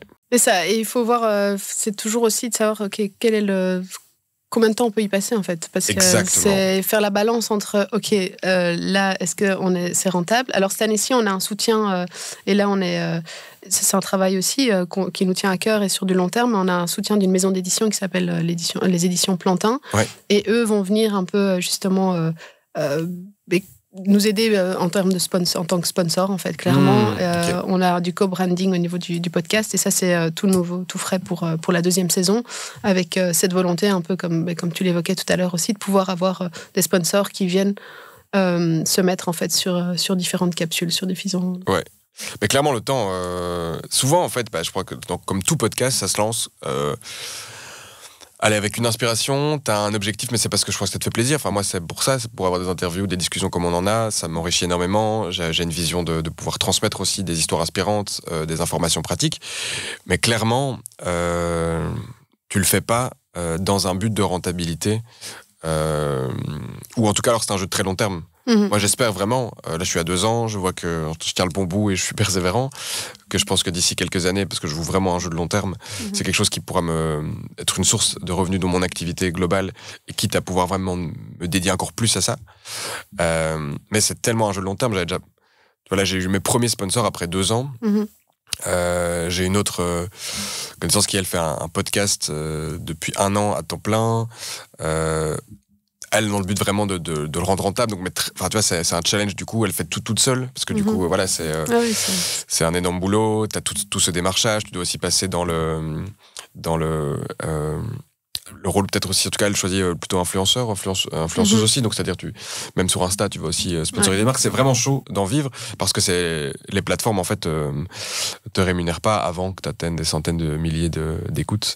Et ça, pour y arriver, il faut le faire. Donc c'est un jeu long terme. Du coup, c'est pour ça que nous, on entreprend cette démarche de pouvoir aussi aller voir un peu au Canada, un peu en France, parce qu'on sait qu'ils sont très enclins aussi à pouvoir échanger et puis très attentifs à ce qui se passe au niveau, de manière générale, dans l'éducation. Donc on se dit que ça pourra nous permettre d'augmenter notre rayonnement, clairement. Donc on verra. Ok. Je revenais, c'est plus un élément personnel, mais tu disais que c'était stressant, parce que cette année, tu n'avais que cette source de revenus-là. Comment toi, tu vis ça, ce stress, cette gestion financière personnelle? Pas toujours bien. Je suis plutôt quelqu'un qui va être... alors, je ne suis pas une grande pessimiste, mais parfois, je peux être un peu... et donc, dans le binôme avec Sophie, qui est un peu plus enjouée, un peu plus... Elle a cette positivité naturelle qui est un peu plus ancrée chez elle que chez moi. Ça crée parfois des petites tensions.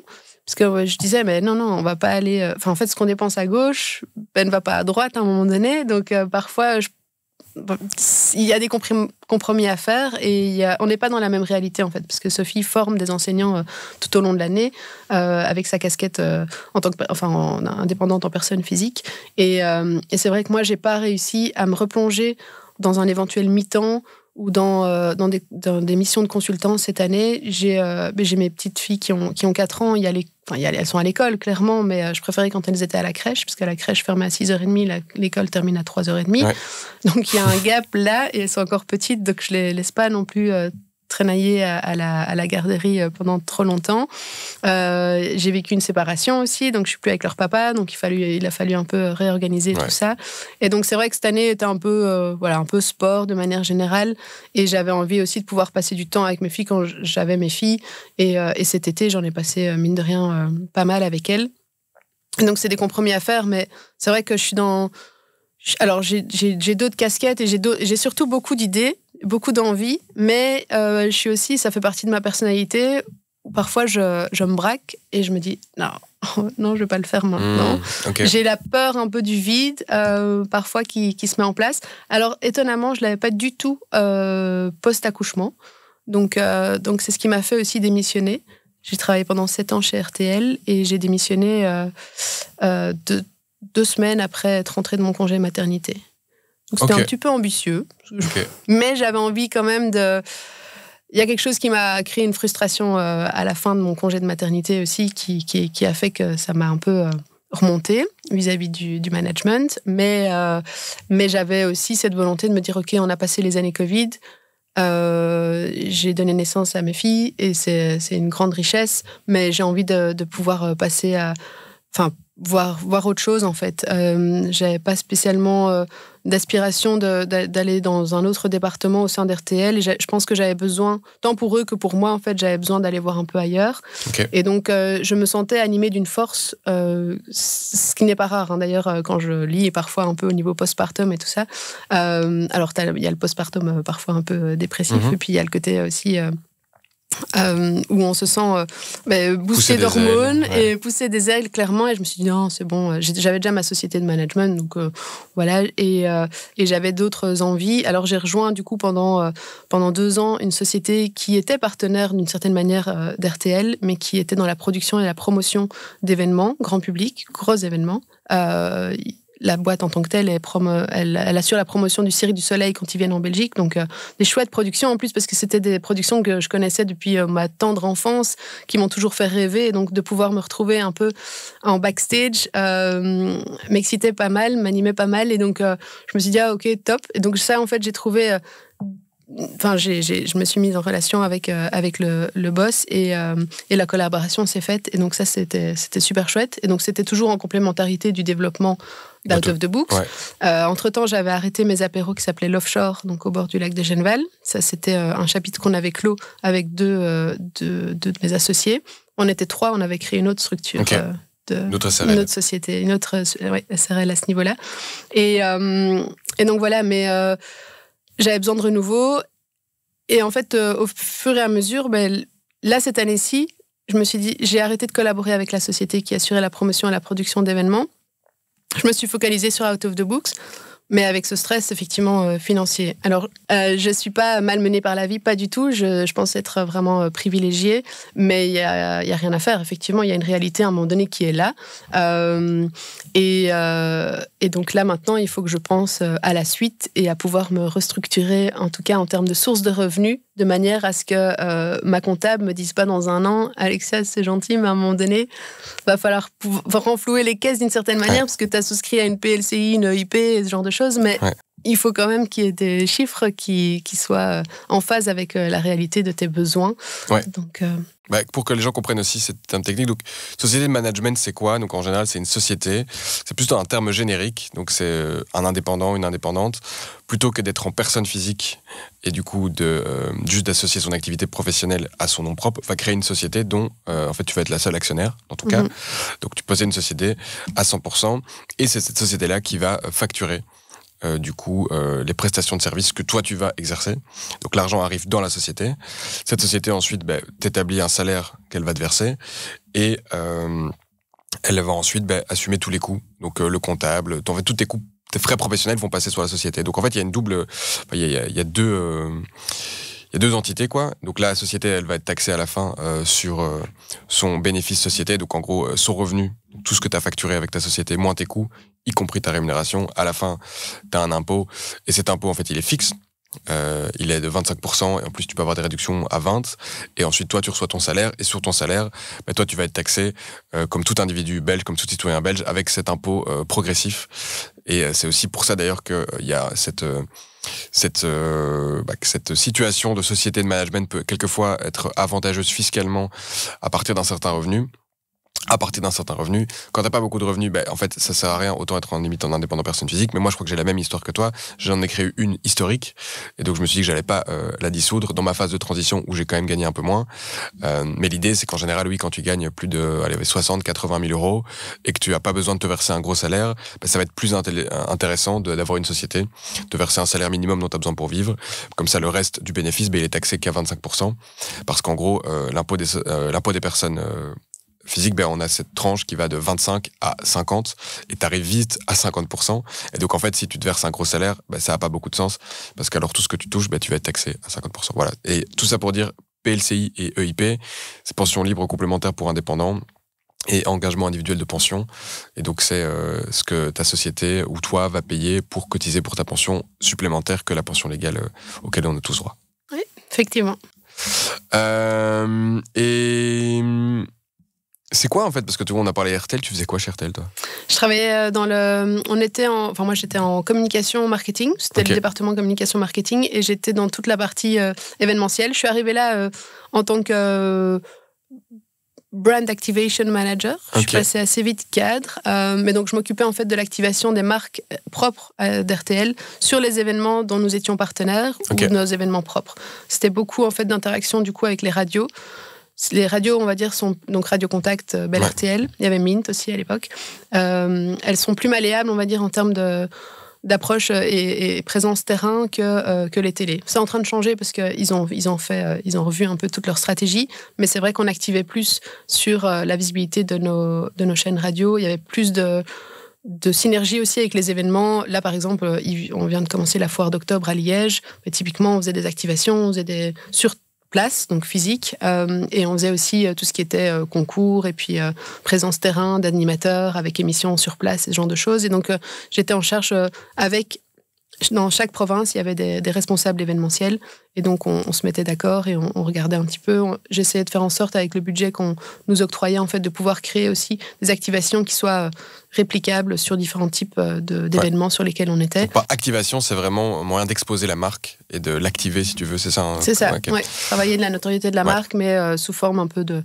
dans le fun, dans le côté un peu... Donc, c'est là que tu as mis le...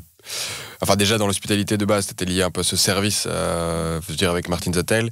Et là, tu plonges vraiment dans l'événementiel, quoi. Là, à ce moment-là, oui, effectivement. Et puis des gros événements, grand public, quand même. On avait le Télévis. À l'époque, c'était vraiment le gros rassemblement. C'était plusieurs dizaines de milliers de personnes.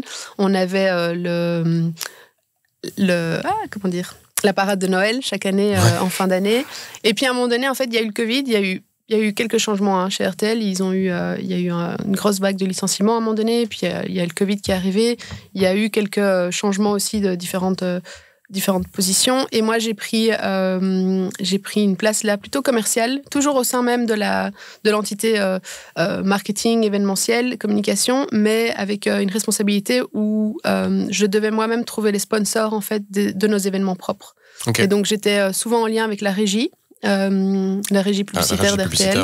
Oui, régie publicitaire. Et donc ça, c'était chouette. Ça me donnait en fait l'opportunité aussi d'aller à la rencontre de responsables marketing, donc tout ce qui était marketing manager, event manager aussi, de grosses boîtes. Donc on parlait de Spadel tout à l'heure. Spadel, c'est la boîte derrière Spa. C'est la boîte effectivement derrière Spa. Et c'était un contact que moi j'avais déjà par le passé. Et en me mettant en lien avec eux, pour la partie purement événementielle de certains concepts d'RTL, ils sont rentrés dedans et alors en fait on leur proposait un budget qui leur permettait une visibilité terrain au travers de nos événements, mais aussi avec une valorisation média. Et donc, on les intégrait en fait dans des spots publicitaires quand on faisait la promotion, par exemple, de la parade de Noël et tout ça. Il y avait un tag à la fin, donc c'est un petit passage publicitaire à la fin où on voyait leur image de marque et souvent aussi au niveau sonore. Et donc, c'était un package global, tant en télé qu'en radio, et il y avait la présence terrain. Et donc, ça, c'était la démarche qu'on devait initier chaque fois, c'était de trouver les sponsors qui allaient permettre de faire en sorte que quand on nous-mêmes créions un événement terrain, il soit break-even, quoi. Ok. Ouais. Du coup, j'imagine que s'il y a pas mal de réseaux de cette époque-là que tu peux aussi exploiter maintenant globalement dans ta réflexion, ou le réseau s'étiole vite et le temps passe Le temps passe et les fonctions changent très vite. Ouais. Hein. Au niveau people, c'est pas du tout... Il y a encore quelques ressources comme ça à gauche, à droite, mais en fait, pas tant que ça. Et j'en ai jamais... J'en ai jamais fait usage. Ce qu'il y a, c'est que par la force des choses, la Belgique étant ce qu'elle est, elle n'est pas énorme non plus. Non. On interagit souvent avec les mêmes personnes ou avec des marques qui se positionnent un peu de manière assez similaire. Mais comme je disais, nous, par rapport au sponsoring privé sur Out of the Books, on n'en a pas tant que ça. En fait, on a des fidèles parce que j'ai toujours collaboré avec eux dans le passé avec mes apéros et même dans le milieu hôtelier par la force des choses. Spa, a priori, voilà, de nouveau, sur chaque table de restaurant, on a une bouteille de spa dans nos hôtels, et parallèlement à ça, Daoust, on a toujours fait appel, moi j'ai toujours fait appel à eux sur mes apéros, et aussi en fait la structure hôtelière a toujours fait appel à eux, donc voilà, c'est plutôt dans des collaborations dans le temps et qui font que quand je les ai sollicités, ils ont adhéré à mon projet aussi, et c'était le côté sociétal aussi que là ils voyaient plus dans leur support, quoi. Et Martin's Hotel, du coup, j'ai regardé, t'es dans le board depuis 2018, du coup de la société qui a un gros héritage familial là-dedans. C'est quoi ton rapport à ça? Donc moi, j'ai été active au sein même de la structure. Plutôt j'ai fait 1 an de consultance en fait en terminant mes études, où j'ai travaillé à la Poste et chez Electrabel en sondant, donc Engie maintenant. Et chez Davoise et Associates. Oui, Davoise et Associates. En fait, c'était mon premier employeur. Je l'ai rencontré en faisant une formation à Solvay en cours du soir, mais en management sportif. C'était une sorte d'exécutif programme assez sympa. J'étais la seule femme dans le groupe et la plus jeune, mais j'avais toujours eu à cœur de pouvoir travailler dans l'événementiel sportif. Et donc, en terminant mes études, j'ai commencé cette formation-là le soir. Et Jean-Louis Davoise, le patron de Davoise et Associés, m'a proposé en fait de pouvoir commencer en tant que junior comme consultante. Et donc, j'ai été placée à la Poste et chez Electrabel. Et à ce moment-là, en fait, j'avais pour ambition d'éventuellement passer mon GMAT et d'aller faire un master là, vraiment, mais en hôtellerie. Mais ton GMAT, c'est un test d'anglais, on est d'accord? Oui, c'est le fameux test GMAT. Oui, c'est un peu plus complexe que l'anglais. Justement, c'est pour ça que j'ai pensé anglais, mais mon intuition me disait que c'était plus compliqué. Il y a quoi dedans? Oui, il y a des connaissances un peu globales, et il y a des maths, il y a des stats. Donc c'est en anglais, mais c'est Graduate Management Admission Test. Et finalement, je n'ai pas... C'est pas le TOEFL, je crois que j'ai confondu. C'est pas le TOEFL, non, c'est ça. C'est différent. J'aurais préféré devoir passer le TOEFL. Et donc, à ce moment-là, j'ai été en perte de motivation, et donc finalement, je n'ai pas... j'aimais pas passer mon GMAT en fait, mais l'idée là aurait été de pouvoir aller faire une sorte de master, mais à Cornell University, qui est une école fort réputée aux États-Unis dans l'hôtellerie. Mais en 2008, en fait, donc, le spa s'est ouvert au Château du Lac. Ce Château du Lac reste notre flagship dans la dizaine d'hôtels. Enfin, il y a 10 hôtels en Belgique. Et le spa, c'était un nouveau business model. Et il y avait déjà un fitness, mais le spa venait vraiment rajouter... ça faisait un peu un effet de levier par rapport au standing de l'hôtel, parce que c'est vrai qu'à ce moment-là, si on n'avait pas il y avait déjà une piscine, mais s'il n'y avait pas le côté spa, où on pouvait faire des soins, massages, soins visage et soins esthétiques, on perdait un peu en crédibilité par rapport sur Booking, par exemple, l'attractivité était moindre. Et donc, le spa, ma maman a designé le spa, et il s'est créé en deux. Il a vu le jour en 2008. Et à ce moment-là, du coup, je me suis moi-même renseignée pour savoir s'il n'y avait pas une formation en spa management. Donc, le côté business, pas le côté... chouchou, pas le côté, non, mais je veux dire, pas le pampering comme on dirait en anglais, pas le côté où j'allais prendre moi-même soin des clients, mais plutôt au niveau managérial, de voir un peu quelles étaient les best practices, parce qu'en réalité, une cabine de soins, elle se loue à l'heure, on va dire, se loue financièrement à l'heure. À contrario d'une chambre d'hôtel, c'est sur 24 heures, on va dire, grosso modo. Mais c'est la même... si elle n'est pas occupée pendant 1 heure, comme une nuitée ne le serait pas, comme une chambre ne le serait pas sur une nuitée, mais on perd. Donc jouer avec le taux d'occupation, c'est pas du tout la même chose. Et l'optimisation, non, c'est ça. Et l'efficience pour faire en sorte aussi que le personnel qui soit là à disposition tel ou tel jour puisse être rentable en termes de cost, mais du coup en termes aussi d'occupation, qu'elle soit pas là en train de se dire qu'est-ce que je fais là, en fait je suis en train de me tourner les pouces toute la journée. Donc c'était réellement un vrai business model, et je n'y connaissais pas grand-chose, pour ainsi dire rien. Et donc là je me suis renseignée et j'ai été faire une formation à Lausanne, à l'école hôtelière de Lausanne, que mon frère lui terminait en programme classique. Oui. Il était dans sa 4e ou 5e année. Et moi, en fait, tous les 4 mois, je me rendais là pendant 10 jours et j'avais des cours bien spécifiques au niveau gestion hôtelière quand même, parce qu'il y a de nouveau beaucoup de termes qui s'apparentent, qui sont similaires, de nouveau par rapport à une chambre, une occupation d'une chambre, une occupation d'une cabine de soins. Et aussi sur les différents piliers, sur le côté ressources humaines, sur le côté marketing aussi, côté contrôle des coûts. Donc, c'était très instructif. Et à ce moment-là, en fait, je suis rentrée dans l'entreprise familiale ne prétendant pas savoir faire mieux que les autres, mais j'avais ce backup aussi de me dire, je suis en train de suivre une formation, laissez-moi la possibilité, en fait, de revenir chaque fois avec mon bagage et de le mettre en application. C'était pas une mince affaire, c'était pas évident. C'est un monde très féminin au niveau du staff. J'étais la fille d'eux. J'étais parmi les plus jeunes aussi, j'avais 25 ans à ce moment-là. Donc ça n'a pas été toujours une partie de plaisir en termes de team management. Comment tu faisais, comment tu as appris, à quoi tu t'as été confrontée? J'ai été confrontée à pas mal de choses. Et puis en plus, j'ai fait à un moment donné... Mais j'ai fait le constat aussi, même au niveau du fitness, de me dire, mais il y a des cours, par exemple, qui se donnaient le vendredi soir à 20h, où il y avait parfois 1 ou 2 personnes. Et à un moment donné, j'ai dû en fait m'adresser à un prof qui donnait un cours de spinning pour prendre l'exemple, et aussi aux membres. Mais alors, il y a des membres qui étaient vexés parce qu'en fait, ils disaient, alors moi, je suis là tous les vendredis à 20h et vous abandonnez mon cours. Mais du coup, lui créait un peu parfois aussi un climat vis-à-vis d'autres membres qui venaient jamais le vendredi à 20h, mais qui disaient, non, mais c'est quoi, on va pas commencer à couper dans nos habitudes et tout ça. Et donc, c'est vrai que dans un club de fitness, et c'est une réalité, et c'est tout à fait positif, en fait, c'est que les gens se sentent un peu comme dans leur seconde maison. Ils prennent possession des lieux, ils ont leurs habitudes, c'est leur moment aussi, c'est tampon, je pense, pour la plupart aussi, entre le boulot et avant de rentrer à la maison. Et donc c'est vrai que c'est un lieu propice à pouvoir être tranquillement et se sentir bien chez soi. Et donc, du coup, parfois très confortable. Et donc, c'est vrai que quand on vient un peu titiller et changer le management et prendre des décisions qui sont clairement pas plaisantes, il y a eu du changement même au niveau du management de manière générale, parce qu'il y avait un constat qui était fait, en fait, c'est que oui, c'est très chouette d'être un peu comme au Club Med, avec plein de cours, plein de trucs, mais si c'est parfois pour avoir 1 ou 2 personnes, il y a une réalité financière qui ne suit pas. Et déjà, le milieu dans lequel on est, et en Belgique particulièrement, on connaît la structure des coûts.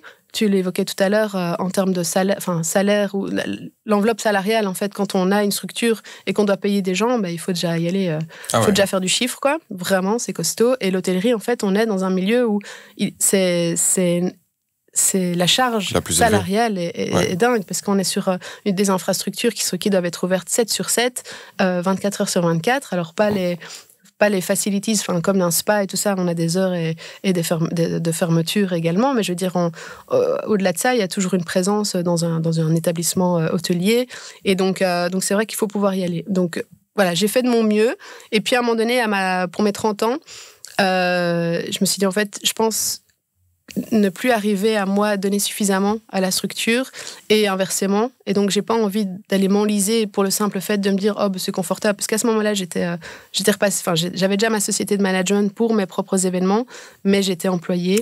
Et je me suis dit il est temps, puis 30 ans c'est toujours bien de faire par dizaines comme ça un petit clash, et donc là je me suis dit non, je quitte l'entreprise et je vais retourner un peu aller voir ailleurs ce qu'il y a sur le marché. J'en ai profité pour voyager un petit peu à ce moment-là, et puis quand je suis revenue, j'ai envoyé mes lettres de motivation à gauche à droite, et RTL était l'une des opportunités qui s'est présentée à moi, et donc voilà, et je me suis dit pourquoi pas. À ce moment-là, j'étais en couple avec quelqu'un qui habitait par pur hasard, mais à 3 rues de là. Et donc, c'était assez pratique aussi de pouvoir m'y rendre. Moi qui venais plutôt de ma campagne, d'être sur Woluwe et d'aller sur Schaerbeek, c'était pratique. Et puis même, l'ambiance de travail était très chouette chez RTL. Alors là aussi, on parle de côté très familial. Et c'est vrai qu'il y a un esprit familial. On reste dans un milieu de communication et de médias. Donc, il faut pouvoir aussi estimer la sincérité des relations qui se développent. Okay. Là aussi, quand je suis arrivée, c'était pas une mince affaire en fait. C'était chouette par la force des choses et parce que j'ai été résiliente, mais j'ai pas été accueillie de manière hyper évidente en fait, parce que j'avais un peu j'avais vraisemblablement piqué la fonction de quelqu'un qui la voulait en interne, et donc il y avait pas mal de mesquinerie à ce niveau-là, mais donc oui, c'était pas simple non plus, mais in fine, je m'en suis pas trop mal sortie. Et puis après, c'est à chacun de mettre sa carapace là où elle doit être mise et se protéger par rapport à ça. Mais c'est pas toujours très agréable, clairement pas, surtout par rapport à mon profil, où je suis assez sensible pour certaines choses. Et donc, il faut pouvoir mordre sur sa chic et aller de l'avant. Mais voilà, je l'ai fait. Et puis au final, sur le long terme, parfois, il y a des relations qui se sont effritées, là où, bizarrement, en fait, les personnes qui avaient eu la tendance à pester ou à être un peu médisantes je me suis ouverte à elles aussi, et j'ai construit des relations plus saines par la suite, mais individuellement. Il y a toujours cet effet de groupe en fait. Où qu'on soit, il y a toujours un effet de groupe, et individuellement, quand on prend la personne en face à face, on se rend compte que finalement elle n'est pas si méchante, mais voilà. Je comprends ce que tu veux dire. Et tu disais, ce côté, j'étais la fille de... à quel point c'est quelque chose qui t'impacte ou qui t'a impacté dans ta carrière Mais donc là, c'était assez... c'était pas évident parce qu'effectivement, j'étais jeune et à prendre une grosse responsabilité dans un milieu non plus qui était neuf aussi par rapport à la structure hôtelière, le spa, avec des massothérapeutes, avec des esthéticiennes et avec très girly en fait, de manière générale. Et donc, avec une posture, moi, qui était pas évidente, et j'avais pas non plus la maturité de dire, OK, en fait... peu importe, c'est comme ça, et ce sera pas autrement, quoi. Ça laissait toujours un peu des petites séquelles, on va dire, chez moi, de me dire, oh, je me suis pris un mur, ou je sais que ça va après parler sur mon dos et tout ça, donc il faut pouvoir aussi avoir la maturité. C'est une équipe de combien de personnes? Mais ça fluctuait, on avait des fixes, et puis il y avait des indépendants, et les indépendants, le week-end, parfois, ça pouvait monter à 8-10 personnes. Ok. Et puis, et en fait, moi, quand j'ai pris le recul, et tu vois, pendant les 10 dernières années, je m'en suis quand même pas mal détachée. Et puis, comme tu l'évoquais, en 2018, en fait, avec un cousin qui est contemporain, on est rentré dans le board de manière à ce qu'il y ait aussi un peu, on va dire, cette next-gen qui rentre dans le conseil d'administration. Et puis, le Covid est arrivé. Et donc là, c'est vrai que c'est une autre école. Ça a toujours été un apprentissage, en fait, de faire partie de ce conseil d'administration, parce que je n'ai pas la prétention de me dire que j'ai pas le background, ou j'ai pas la grosse expertise de tout le monde, en fait, que ce soit les personnes qui sont là, qui représentent l'opérationnel, ou les personnes qui sont autour de la table, qui sont des seniors, qui ont des parcours vraiment, des gros parcours dans des grosses entreprises. Moi, je suis plutôt en mode... c'est difficile pour moi de prendre ma place dans cette structure-là, mais par contre, j'apprends énormément sur comment une société, comment une gouvernance se passe, et comment un conseil d'administration se passe, avec quel type de décisions, quel type de sujets aussi sont évoqués. Et comment ça se passe? Et ça se passe. Mais quel genre de sujet? Tu vois, typiquement, même, t'es pas obligé d'aller dans la confidence des décisions précises, mais on va aborder quoi typiquement au board de... Au board, on va passer en revue chaque fois un petit peu les résultats du dernier trimestre, en fonction de quand on s'est retrouvé la dernière fois. On va aborder aussi du coup les prévisions, tout ce qui est forecast aussi, par rapport aux différents établissements, et puis par rapport aussi à l'entité globale.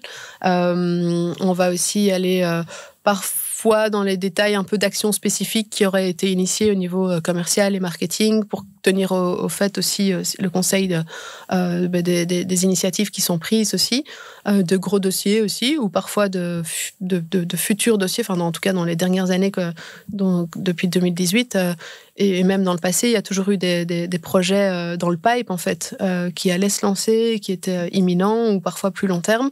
Et donc ça, c'est des sujets aussi qui sont chaque fois mis sur la table. Faut savoir qu'on est dans une structure aussi, en fait, où nous, on est souvent locataires en fait. On a des propriétaires qui sont derrière. Donc c'est vrai que une période Covid avec des établissements vides, mais avec quand même tous les mois des locataires qui réclament. Alors après, c'est des négociations, enfin c'est des discussions qui s'ouvrent et tout ça, mais voilà, c'est des sujets en fait qui touchent.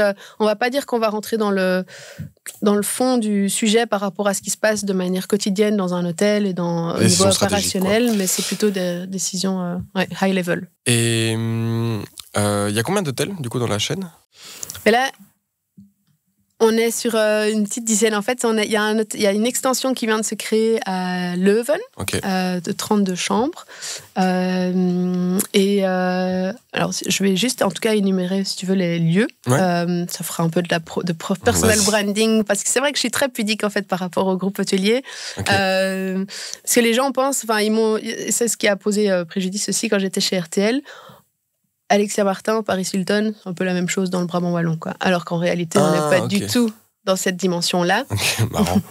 Du coup, pas à Bruxelles. Moi, j'ai découvert en préparant l'interview que... écoute, alors j'espère que tu testeras un Martins Hotels. Parce que, en fait, au final, c'est ça, c'est qu'on est très fort. Le Château du Lac a une grosse visibilité.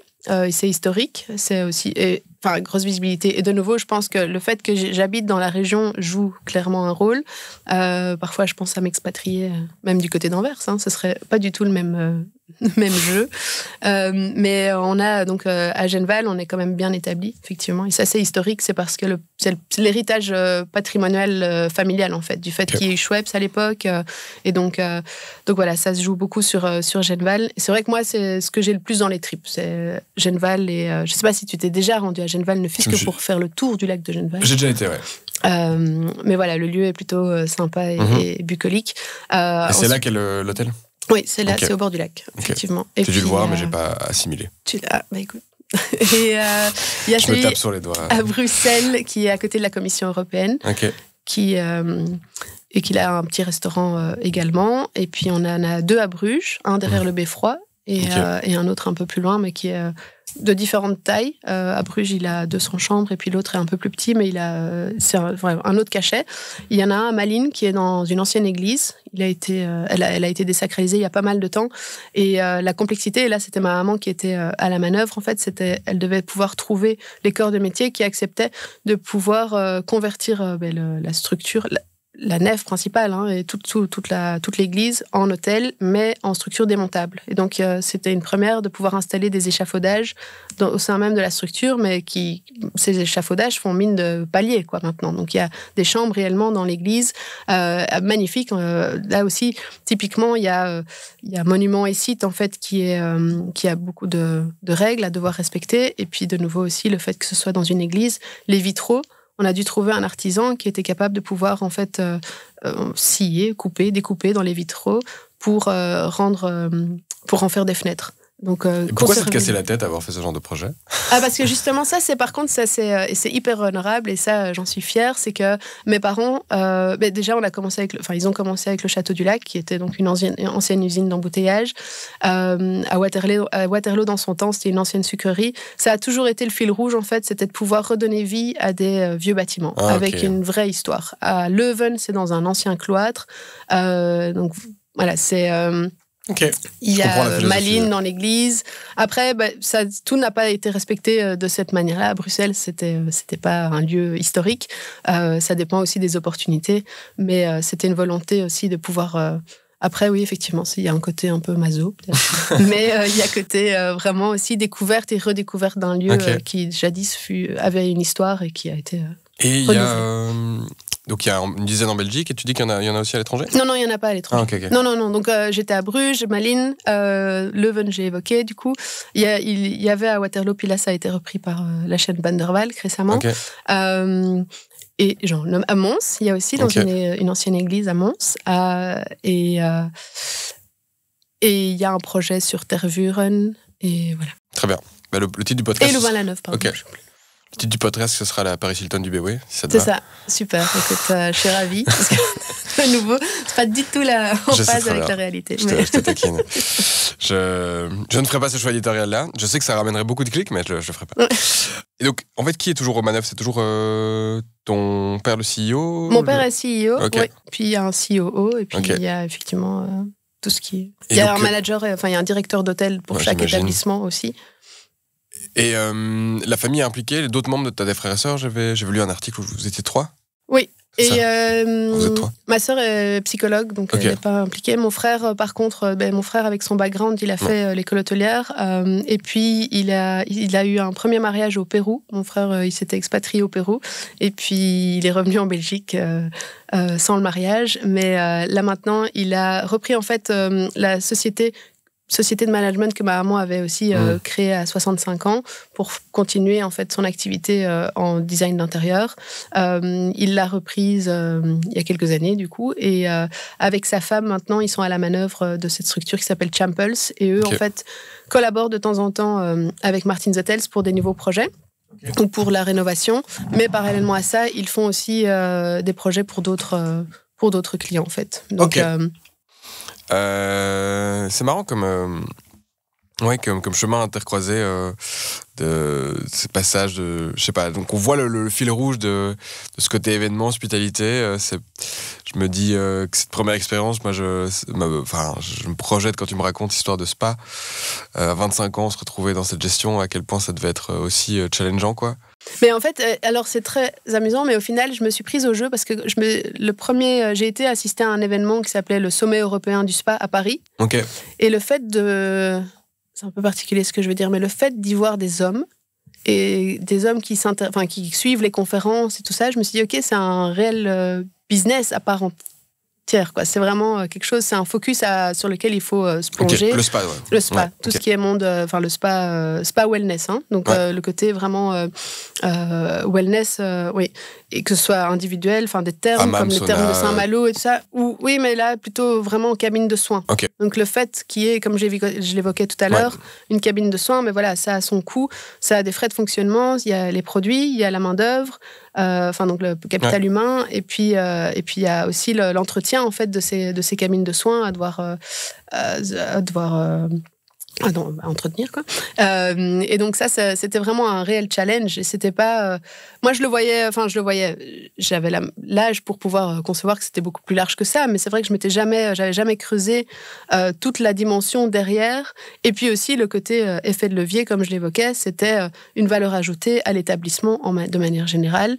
Mais alors il faut pouvoir créer une stratégie marketing aussi pour capter en fait le chaland, soit qui habite dans les environs, ou alors dans l'hôtel, une fois qu'il est dans l'hôtel, de pouvoir faire en sorte qu'il se fasse plaisir et qu'il consomme des soins, ou en amont aussi, stratégies à mettre en place pour pouvoir l'attirer avec des packages et ce genre de choses. Donc c'était vraiment...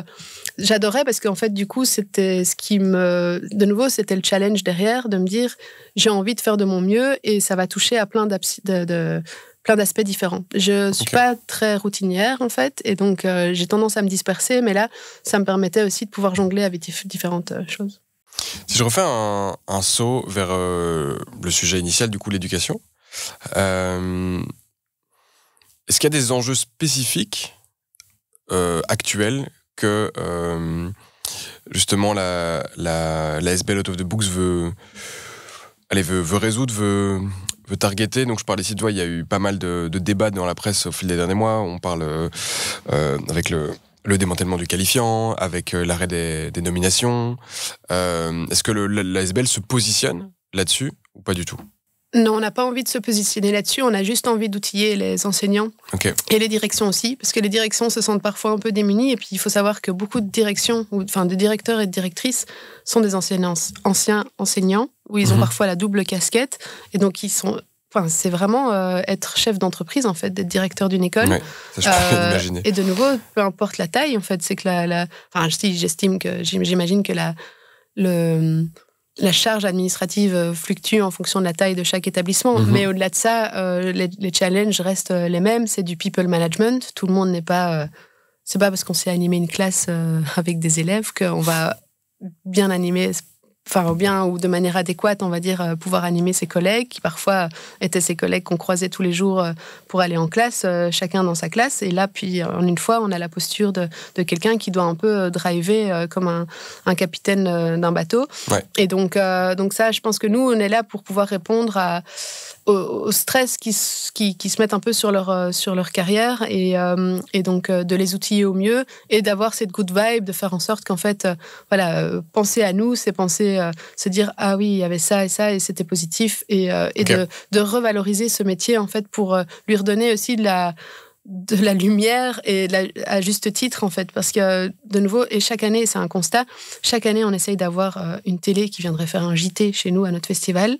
Alors on a nos fidèles de TVcom, qui est la télé régionale du Brabant Wallon, Ouais. mais on n'est encore pas parvenu à avoir une télé qui vienne filmer en fait des enseignants qui ont le sourire, qui assistent aux conférences, qui vont découvrir plein d'outils et qui vont repartir avec des sacs remplis. Par contre, j'en vois beaucoup plus au JT quand ils sont dans la rue à manifester. Là, on voit le JT, en fait. Donc, je trouve ça dommage qu'on vienne pas, en fait, filmer et capter cette bonne humeur et cette motivation qui est là et qui parfois demande à être juste un peu rallumée, mais voilà.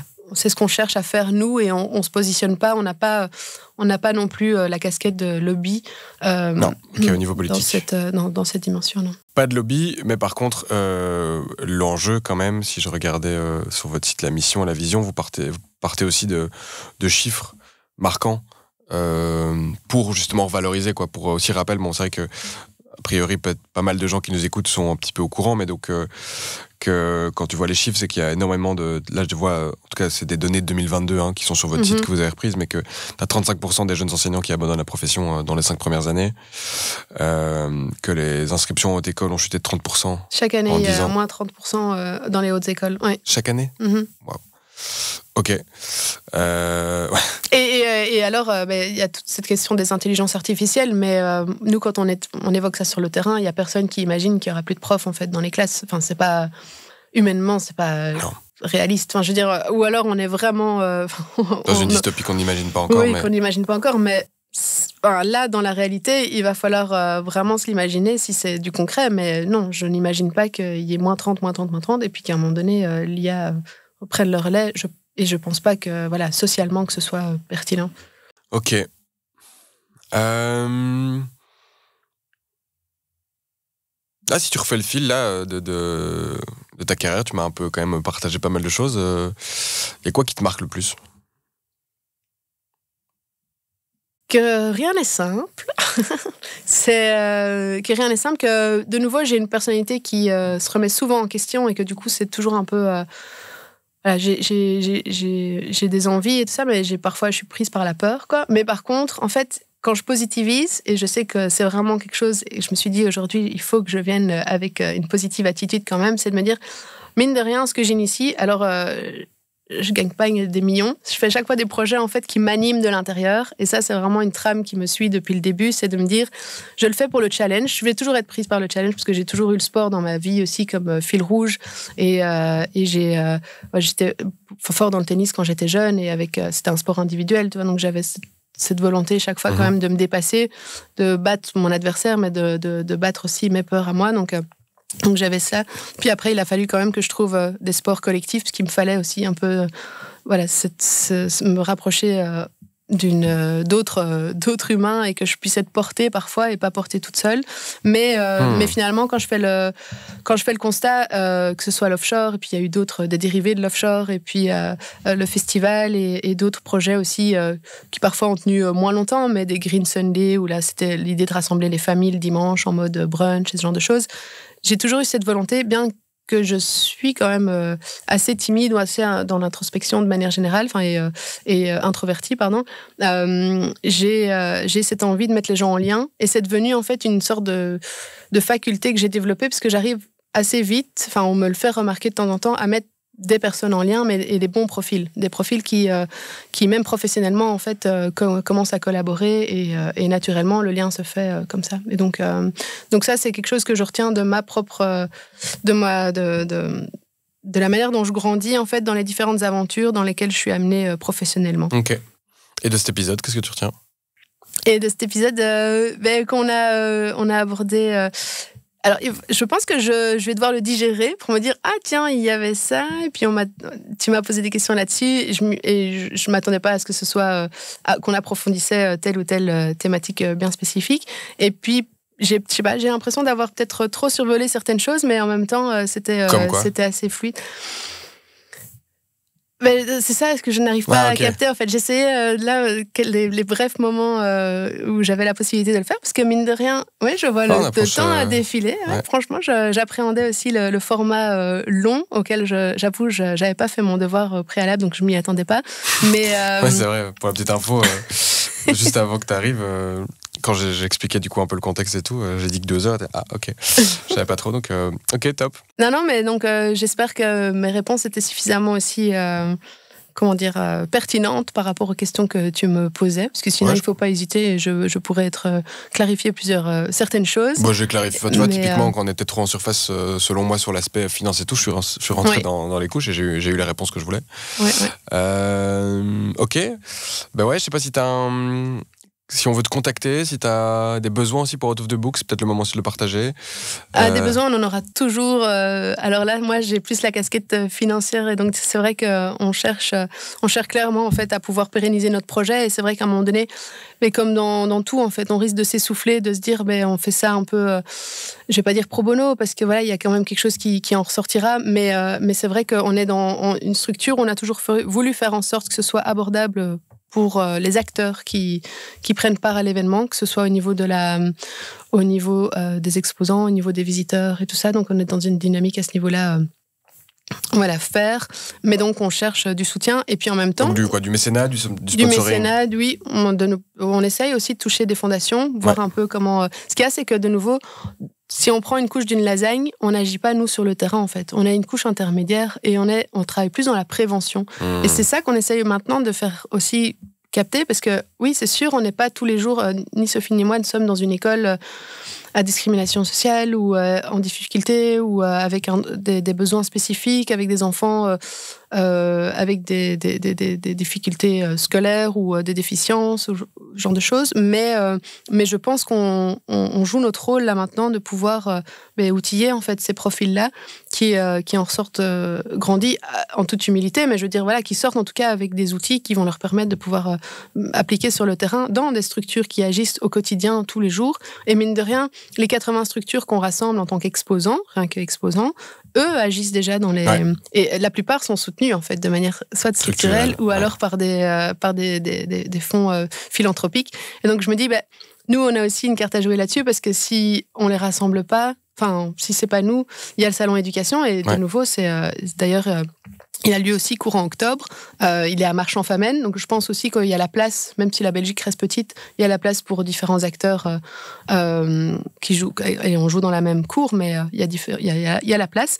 Mais là maintenant, effectivement, c'est une question stratégique de pérennité aussi, de se dire, il faut qu'on soit un peu plus soutenu, parce que sinon, moi personnellement, effectivement, je risque de m'essouffler, ou en tout cas, ce qu'il y a après, c'est ma responsabilité aussi maintenant de me mettre à la recherche, de me restructurer en termes de mission, éventuellement en tant qu'indépendante, ou alors de retrouver une structure plus fixe de manière à combler, on va dire, la moitié de mon temps, en tout cas. Ok. Et du coup, si on veut répondre à cet appel, comment est-ce qu'on te contacte ? Ah oui, donc du coup, alors on a notre site internet outofthebooks.com, et alors mon mail c'est alexia@outofthebooks.com. Très bien. Et puis sinon, je suis présente avec mon nom, Alexia Martin, sur LinkedIn, Facebook. Et si ça vous a plu l'épisode, n'hésitez pas, ça fait toujours plaisir aux intervenants, intervenantes. Un petit message, un petit mail sur LinkedIn, ça fera plaisir. Est-ce que vous êtes aussi sur Insta avec Out of the Books ? Oui, on est sur Insta aussi avec Out of the Books, et là, cette année-ci, grâce un peu à il y a comme ça des micros et des moyens, mais influenceurs, influenceuses qui sont profs et qui ont leur propre page Instagram. Et il y en a pas mal qui sont venus cette année au festival et donc qui ont relayé, donc qui ont fait grandir notre propre communauté aussi. Donc ça, c'est assez cool. Et c'est Out of the Books ASBL. Ok. Ouais. Allez voir. Ok, très bien. Est-ce que... Dernier mot à passer, est-ce qu'il y a des choses qu'on n'a pas abordées, que tu te dis, ok, là, j'ai un éclair, il faudrait que je balance ce message en plus ? À tous parents qui m'écoutent en fait, parce que j'avoue que c'était une dimension que je sous-estimais complètement d'être parent, que ce soit maman ou papa. C'est vrai que j'ai eu la grande chance d'avoir des jumelles, mais même un enfant, et puis ceux qui en enchaînent différents, enfin 1, 2, 3, 4 et plus. Je trouve que c'est un réel métier. C'est un réel métier en soi en fait, et combiner en fait cette responsabilité-là en plus d'une autre, c'est chaque fois c'est un beau challenge, et donc voilà, je trouve que ça mérite aussi d'être autant valorisé en fait qu'un enseignant. C'est la posture de parent qui élève un parent ou parfois un éducateur, enfin quelqu'un qui a la responsabilité d'un enfant. En tout cas, c'est un métier en soi, et donc que je trouve très beau, mais très challengeant aussi, et qui permet de grandir aussi sur différentes facettes, qui parfois, surtout en tant qu'entrepreneur en fait, vient parfois un peu se frotter à notre envie d'être indépendant, entrepreneur, et puis à une réalité de terrain aussi où on se dit ok, mais si là maintenant je passe du temps avec mes enfants, je suis pas en congé payé, ou je suis pas en congé... Enfin, c'est une autre réalité que de cette posture d'employé que j'ai eu la chance de connaître, mais que j'ai quitté au moment où je devenais maman. Donc c'est assez paradoxal, parce qu'on aurait pu penser que j'allais peut-être vouloir avoir de la stabilité, et en fait j'ai été activer l'inverse. Et donc voilà, parfois comme quoi ça montre que c'est possible aussi. Donc oui, c'est possible, mais de nouveau, je suis en toute humilité. Il faut que financièrement, maintenant, ça se joue. Oui. Et je pense qu'il y a des personnes et des personnalités qui réussissent beaucoup mieux que moi, justement, dans cette posture-là, de par leurs ambitions, leur business model aussi, et tout ça. Donc, c'est inspirant aussi d'entendre. Et donc, je me rendrai par la suite sur ta chaîne, mais de manière à pouvoir effectivement m'inspirer et faire en sorte de pouvoir jongler mieux avec une réalité aussi qui nous rattrape, qui est celle du financier, mine de rien, parce qu'on est dans un monde et une posture aussi qui demande de toute façon une certaine exigence à ce niveau-là, et d'avoir des rentrées. Clairement. Mais donc, moi, ce que je veux quand même mettre en avant, malgré tout, c'est que certes, je comprends que c'est pas la situation la plus confortable, mais ça prouve que, malgré tout, tu as réussi aussi à le faire, à te lancer, à travailler en projet SBL.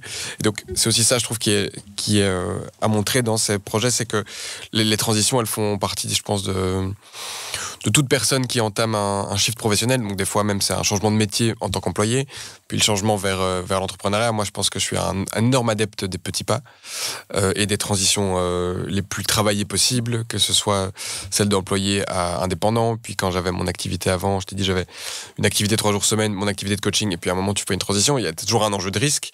C'est sûr que risque zéro n'existe pas. Mais le but aussi de ce podcast, c'est de mettre en avant que des paris peuvent être pris et que les ressources se trouvent. Même si au moment, on n'a pas d'idée de quelles ressources on va trouver 6 mois plus tard, mais on finit par les trouver. Clairement. Mais la réalité aussi, c'est que ça génère clairement du stress, ça t'impacte dans la vie privée, c'est cette fameuse ligne d'équilibre que l'on cherche tous, a priori, entre épanouissement, effort, suivre ses rêves, sécurité, et chacun a son curseur au fil des années, parce que le curseur il peut être à un endroit maintenant, et dans 2 ans ton curseur sera à un autre endroit, parce que tu auras d'autres ressources, d'autres vécus, d'autres énergies. Clairement, ouais. Ok, on va s'arrêter là-dessus sur ces belles paroles philosophiques. Merci beaucoup Alexia de t'être livrée. J'apprécie ton honnêteté, vulnérabilité aussi, que tu aies partagé le full package aussi de comment tu te sens, les plus et les moins. Et donc maintenant c'est un petit message que les auditeurs et auditrices qui m'écoutent souvent entendent, et ils vont peut-être faire stop, mais merci d'être là, et si vous découvrez, voilà, c'est des parcours comme celui d'Alexia qu'on va creuser, un peu de tous secteurs, tous horizons. Content d'avoir eu un projet plutôt impact social et une ASBL. Ça faisait l'épisode 38 avec Entrepreneur que j'avais plus ça, donc très, très chouette. Et ouais, si ça vous a plu, partagez-le autour de vous, que vous soyez typiquement dans ce domaine-là. Vous êtes parents, donc ça, il y en a peut-être pas mal, mais parents, enseignants, dans ce domaine-là, n'hésitez pas à le partager, à faire connaître aussi Out of the Books. Et suivez Donne le rythme, ça aide toujours, pour moi en tout cas. Je vous parlais aussi des enjeux de distribution dans ce podcast, c'est hyper utile. C'est qu'on met ça des petites étoiles ou des abonnements qui vont faire que ça envoie à la plateforme Spotify, Apple Podcast ou YouTube pour les autres, que du contenu qui sort qui est apprécié, et ça permet du coup de moi de continuer à donner de cette énergie-là, et pour produire du contenu, je l'espère, qui vous plaît et de qualité. Merci à toi et félicitations aussi pour écoute, merci. ce projet. C'est très cool. Voilà, bisous à tous et à dans 2 semaines. Ciao, ciao. Merci d'avoir écouté cet épisode jusqu'au bout. Écoute, si ça t'a plu, eh bien abonne-toi au podcast, laisse un commentaire et des étoiles sur ta plateforme préférée. 5, ce serait vraiment génial. Ça m'aide à toucher plus de monde et à continuer à produire du contenu de qualité. Et le mieux pour moi, eh bien, c'est de partager cet épisode autour de toi. C'est vraiment grâce à ça qu'on fait grandir la communauté et l'impact du podcast. Tu peux aussi me suivre et me contacter sur Instagram ou LinkedIn.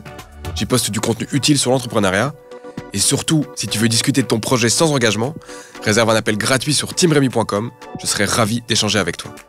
Un grand merci à Plug de Jack pour leur super studio, à Straz que tu connais depuis le premier épisode pour les jingles, et à Brian Levaux-Bodard pour le montage et le mixage. Porte-toi bien, encore merci, et à la prochaine.